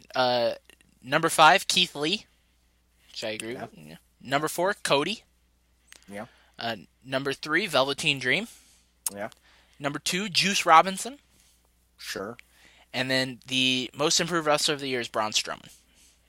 I agree with the list, but I think 2 through 5 should be reshuffled. I think Keith Lee should be 2. Okay. Because he went from being a tag team wrestler to being a top draw in the Indies. Cody should be 5 because, yes, he's improved, but he was also already pretty good. I would say Juice Robinson, while in the ring, has gotten better, had still not found his personality, so he would be 4. Okay. And then, who did you say? Third was Velveteen Dream. I would say third is actually where Velveteen Dream should be. And then 2 would be Keith Lee. And then I'm fine with Braun Strowman being 1. Even though I don't think he's gotten better in the ring, he's found his presence, yes, which matters just as much. Yeah. So I agree with you. I would put Cody in last, but I really wouldn't. It would go. So yours is Cody, Juice, Dream, Keith Lee, Braun, right? Yes. I would keep that exact list, except not Cody off because I don't think he deserves to be on most improved. He was already good to begin with. And in number 5, I'd put Shane Taylor. I would too. God damn, Shane! I watched him when he did the interference for the SoCal Uncensored match, and in it was his match. He was with the Kingdom at not 16th, Manhattan Mayhem, right? It was him and the Kingdom versus the Hung Bucks, and then he interfered on behalf of SoCal Uncensored at the 16th anniversary, and in those 2 matches, it just immediately clicked with me. Like, he clicked as a wrestler. I was like, I'm in. You've sold me. It took two matches is all it took for him to sell me on him as a brand, and I'm all in on Shane Taylor now. The thing that makes Shane Taylor so interesting is he's a bigger dude, but he's got amazing footwork, and he's had amazing footwork since I've known him. I was just about to say that his footwork's so goddamn good. His placement in the ring, he knows exactly where he needs to be. You know? He and I, because we were both linemen, which was hilarious because I was like half his size. We would both do the star drill, which is actually like the domino drill. It's 2 points, 1 point, 2 points. Yeah. And the ladder drill. And then on the ladder drill, we would compete, and it was no one else. No one else was near us. But he and I would compete for the fastest ladder drills because our footwork was so good. No one else could actually match us. And it was depending on what year or what time of the year we would drill. He would sometimes beat me. I would sometimes beat him. But he was 320 at the time. I was maybe 198 to give you an idea what he was up against. Yeah. I was quicker, and he was keeping pace, and sometimes beating me. He's an impressive dude. Yeah. He wasn't the best blocker. He was a big dude. He didn't throw his weight into his box. Yeah. But he was solid. I mean, he's a 4-year. But he's got some damn good believability as a wrestler. Oh, he's fantastic as a wrestler. So good. Partly because he dropped his old indie gimmick where he was known as Jack Frost. He would have like white glue dreads. Ugh. Yeah. The whole came down in like a blue do-rag. It was bad. The whole Hitman for Hire thing works for him. The mercenary gimmick where if you pay me, I'll help you. You know? Like I like that. But yeah, overall, I think he's really good. And SoCal Uncensored, fucking fantastic too. The problem with paid for hire gimmicks is they can't ever lose. Yeah. That's not the problem. The problem is you never have promoters who know that. Because APA lost all the time. And then they lost their believability. Chronic lost all the time. And then they lost their believability. Keep them from losing. Always have them win. And you put over this aspect of they're the right pick for whenever you need the money. Like whenever you need the performance with the money. Yeah. I think what he did as part of the SoCal Uncensored versus the Hung Bucks match was really good, where he came in. He did end up going through a table, right? Mm-hmm. Yeah. But he took out, it was either Matt or Nick for like an extended period of time, helping SoCal Uncensored get the upper hand. Which is what he wasn't there to help them win the, yes, he was there to help them win the match, but he didn't have to be involved in the pinfall. Right, he was paid to do a job. He was paid to run interference, which he did. So, did you fill out a bracket this year? For what? NCAA basketball. Men's? I don't follow NCAA basketball. Oh, well, for those of you who do, Virginia, the number 1 overall seed. This is your Kazuchika Okada switcher. Is about to lose to your Santino Morello. Which is? UMBC, who have some random-ass golden retriever, is up 65-48 against the overall best team in the nation with only 2 minutes and 16 seconds left to go in the last half. Damn. Because they play halves in men's television. So everybody's brackets are fucked, right? Unless they can mount some 16, 17-point comeback in 2 minutes, yeah. Damn. When are we done with the show? So do you want to call it there, or do you want to just run over WrestleMania real quick? Well, considering we have 2 more weeks to talk about WrestleMania, I think we're good on that. Okay, we'll do WrestleMania and NXT next week then. Well, hang on, let me see something real fast. The show is what? The second? First? The show is the 8th. The 7th, I believe. Right? No, it's a Sunday. It has to be the 8th. The 8th? So we don't even have to talk about it until the 6th of April. Because there's still a lot to talk about. You know, they haven't announced all the matches yet. Yeah, that's fair. We can talk about we have a week to figure out what to talk about. Yeah, we got some time. We can come up with some stuff, so 2.5 hours on Dave Meltzer's bullshit product. Go yeah, but we managed to make it entertaining, so. I mean, obviously, we make everything entertaining. Fucking hilarious. But yeah, I think that's a good place to stop then. Fair enough. So, RealNerdCorp.com. Yep. RealNerdCorp.com. Speaking of WrestleMania, tomorrow I fix WrestleMania's main event problem. Cool. I'm that good. Sunday, top 10 column, top 10 feuds of WCW circa 2000. They're all terrible except for like 2. But these are the best of the worst. So let me pose a question to you real quick, just because it's on my mind. Sure. So Monday, Cena called out Undertaker, right? Yes. And obviously that means that they're going through with this match because they wouldn't have put it on TV if it wasn't happening. Well, they would have because Vince McMahon also does like. Yeah, this is like the more likely scenario is that he's coming back, right, with a fake hip. And it won't be cleared medically for WrestleMania, and ergo, WrestleMania would be competed under for Undertaker without insurance. So that'll be a big nut to swallow. But Vince does swallow some big nuts, like the XFL. They announced that Kid Rock is going into the Hall of Fame, celebrity wing. I do think that it's possible that Taker comes back American Badass. That was one question. The second part is, are you as disappointed as I am that he's probably going to be coming out to American Badass instead of You're Gonna Pay? I'm more disappointed that he's coming back, period. Yeah, well, yes, he should be full on retired. I get that people want this dream. Like, fuck Cena versus Undertaker. I don't give half a shit about that. If I could get Sting versus Undertaker, then maybe, but I don't want it because they're both just too old for it. Yeah, it'd be a really bad match. And here's the truth. And I think people need to come to Jesus with this moment. The Undertaker has not had a good WrestleMania match since he fought Triple H in the Hell in a Cell. I would say his one with Punk was pretty good. But that was right after his Triple H one. I would say that we're going to have to disagree on that one because that was a very unexciting match, in my opinion. Mostly because I knew that they weren't going to have Punk of all people be Taker. Oh, okay, that's fair. But in terms of what the match was, Punk pulled a damn good job out of. Let me ask you this: Taker. Do you think Punk Taker was as good as Triple H Taker Hell in a Cell?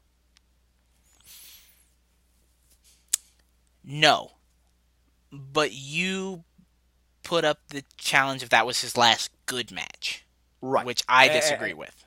That's fine, but I think even if we don't agree on the specific wording of it, I think the obvious conclusion is still there: is that every one of his matches since that moment has gone downhill. Whether if we agree on slightly or drastically from that, you're right. It is up for debate. You're right. And the last 3 have been garbage. He should have retired when he lost the first time. Truly, he should have retired after 28. You're right. The end of the era should have been the end of the Undertaker. Yeah, because he was 20-0, right? Yeah. Because when he beat Punk at 29, he was 21. He was 21-0. Yeah. So yeah, he should have retired after he beat Triple H. Perfect round number. Shawn Michaels' last real WrestleMania moment, last match of the Attitude Era, like it should have all gone away. No, you're right. I agree with you. So I am not on board with him coming again. No, I'm not at all. The WWE will never be able to get him cleared medically, so that means that the insurance for these wrestlers is going to be very interesting because they're going to have to pay out of pocket for Undertaker to wrestle at WrestleMania medically because no doctor worth their medical degree will ever clear anyone with a joint replacement operation to ever have a physical contact activity ever again. Most don't even like the fact that people run on sidewalks, and they recommend that you do them on treadmills. The WWE will manage to find a doctor not worth their degree because that doctor will accept copious amounts of money. Yeah, they have a few on roster. By the way, it's gone final. USNBC has just defeated Virginia. First time ever, a number 1 seed lost to a number 16 in the NCAA tournament. This is definitely the first time ever that the overall team in the NCAA tournament is out of the tournament. Damn. In the first round. I'm going on Twitter right now to watch people freak out. So many people just lost all of their money. Yep. And it's the second day. So yeah, the fact that we're getting Undertaker is disappointing. The fact that we're not getting You're Gonna Pay Big Evil Taker is disappointing. Because American Badass sucked. Yeah. Well, I actually liked American Badass, truthfully. But song? I did not like. Oh! I think you meant the gimmick. No, the gimmick was fine. American Badass. If we're going for American Badass, then he should use "Rollin'" by Limp Bizkit. To be fair, when they first debuted him with that song, it was "Are You Scared?" And then it was the and he comes out of the motor. But then every moment from then on, you would do the entire intro, just do the screaming intro, because the screaming intro with that fucking Harley. Oh, it was a nice kind of just orgasmic rage. People are losing their minds. It's still not as good as "You've Done It Now, Gone and Made a Big Mistake." But that was also when he stopped being kind of that he wasn't American Badass anymore. He became Big Evil. Right. Well, yeah, that's still American.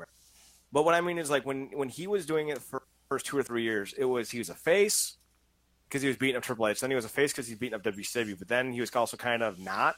In 2002, he was a heel. And then Big Evil came back to his face roots.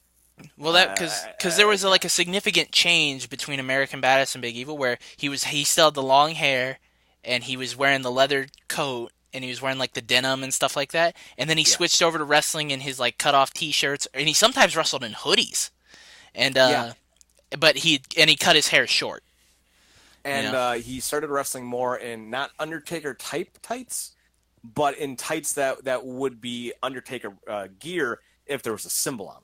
Because he wore a lot of black wrestling synthetic gears. Well, because when he was doing the American Badass, he had the plain black pants, the long leather pants, and then he switched to having where it said Dead Man Inc. on the side.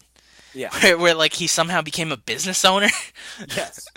The pants he's wearing now for WrestleManias are essentially what he's wearing in '03 when he was Big Evil, but now they have the Undertaker symbol, the cross, and then it was the Big Evil. Yeah. Still the same year, I think, or relatively the same type. Yeah, it's the black leather pants, so. But yeah. So, realnerdcorp.com. Already plugged which two columns are coming up. 5, 6, 7, 8, 9, 10 podcasts on the website from this week.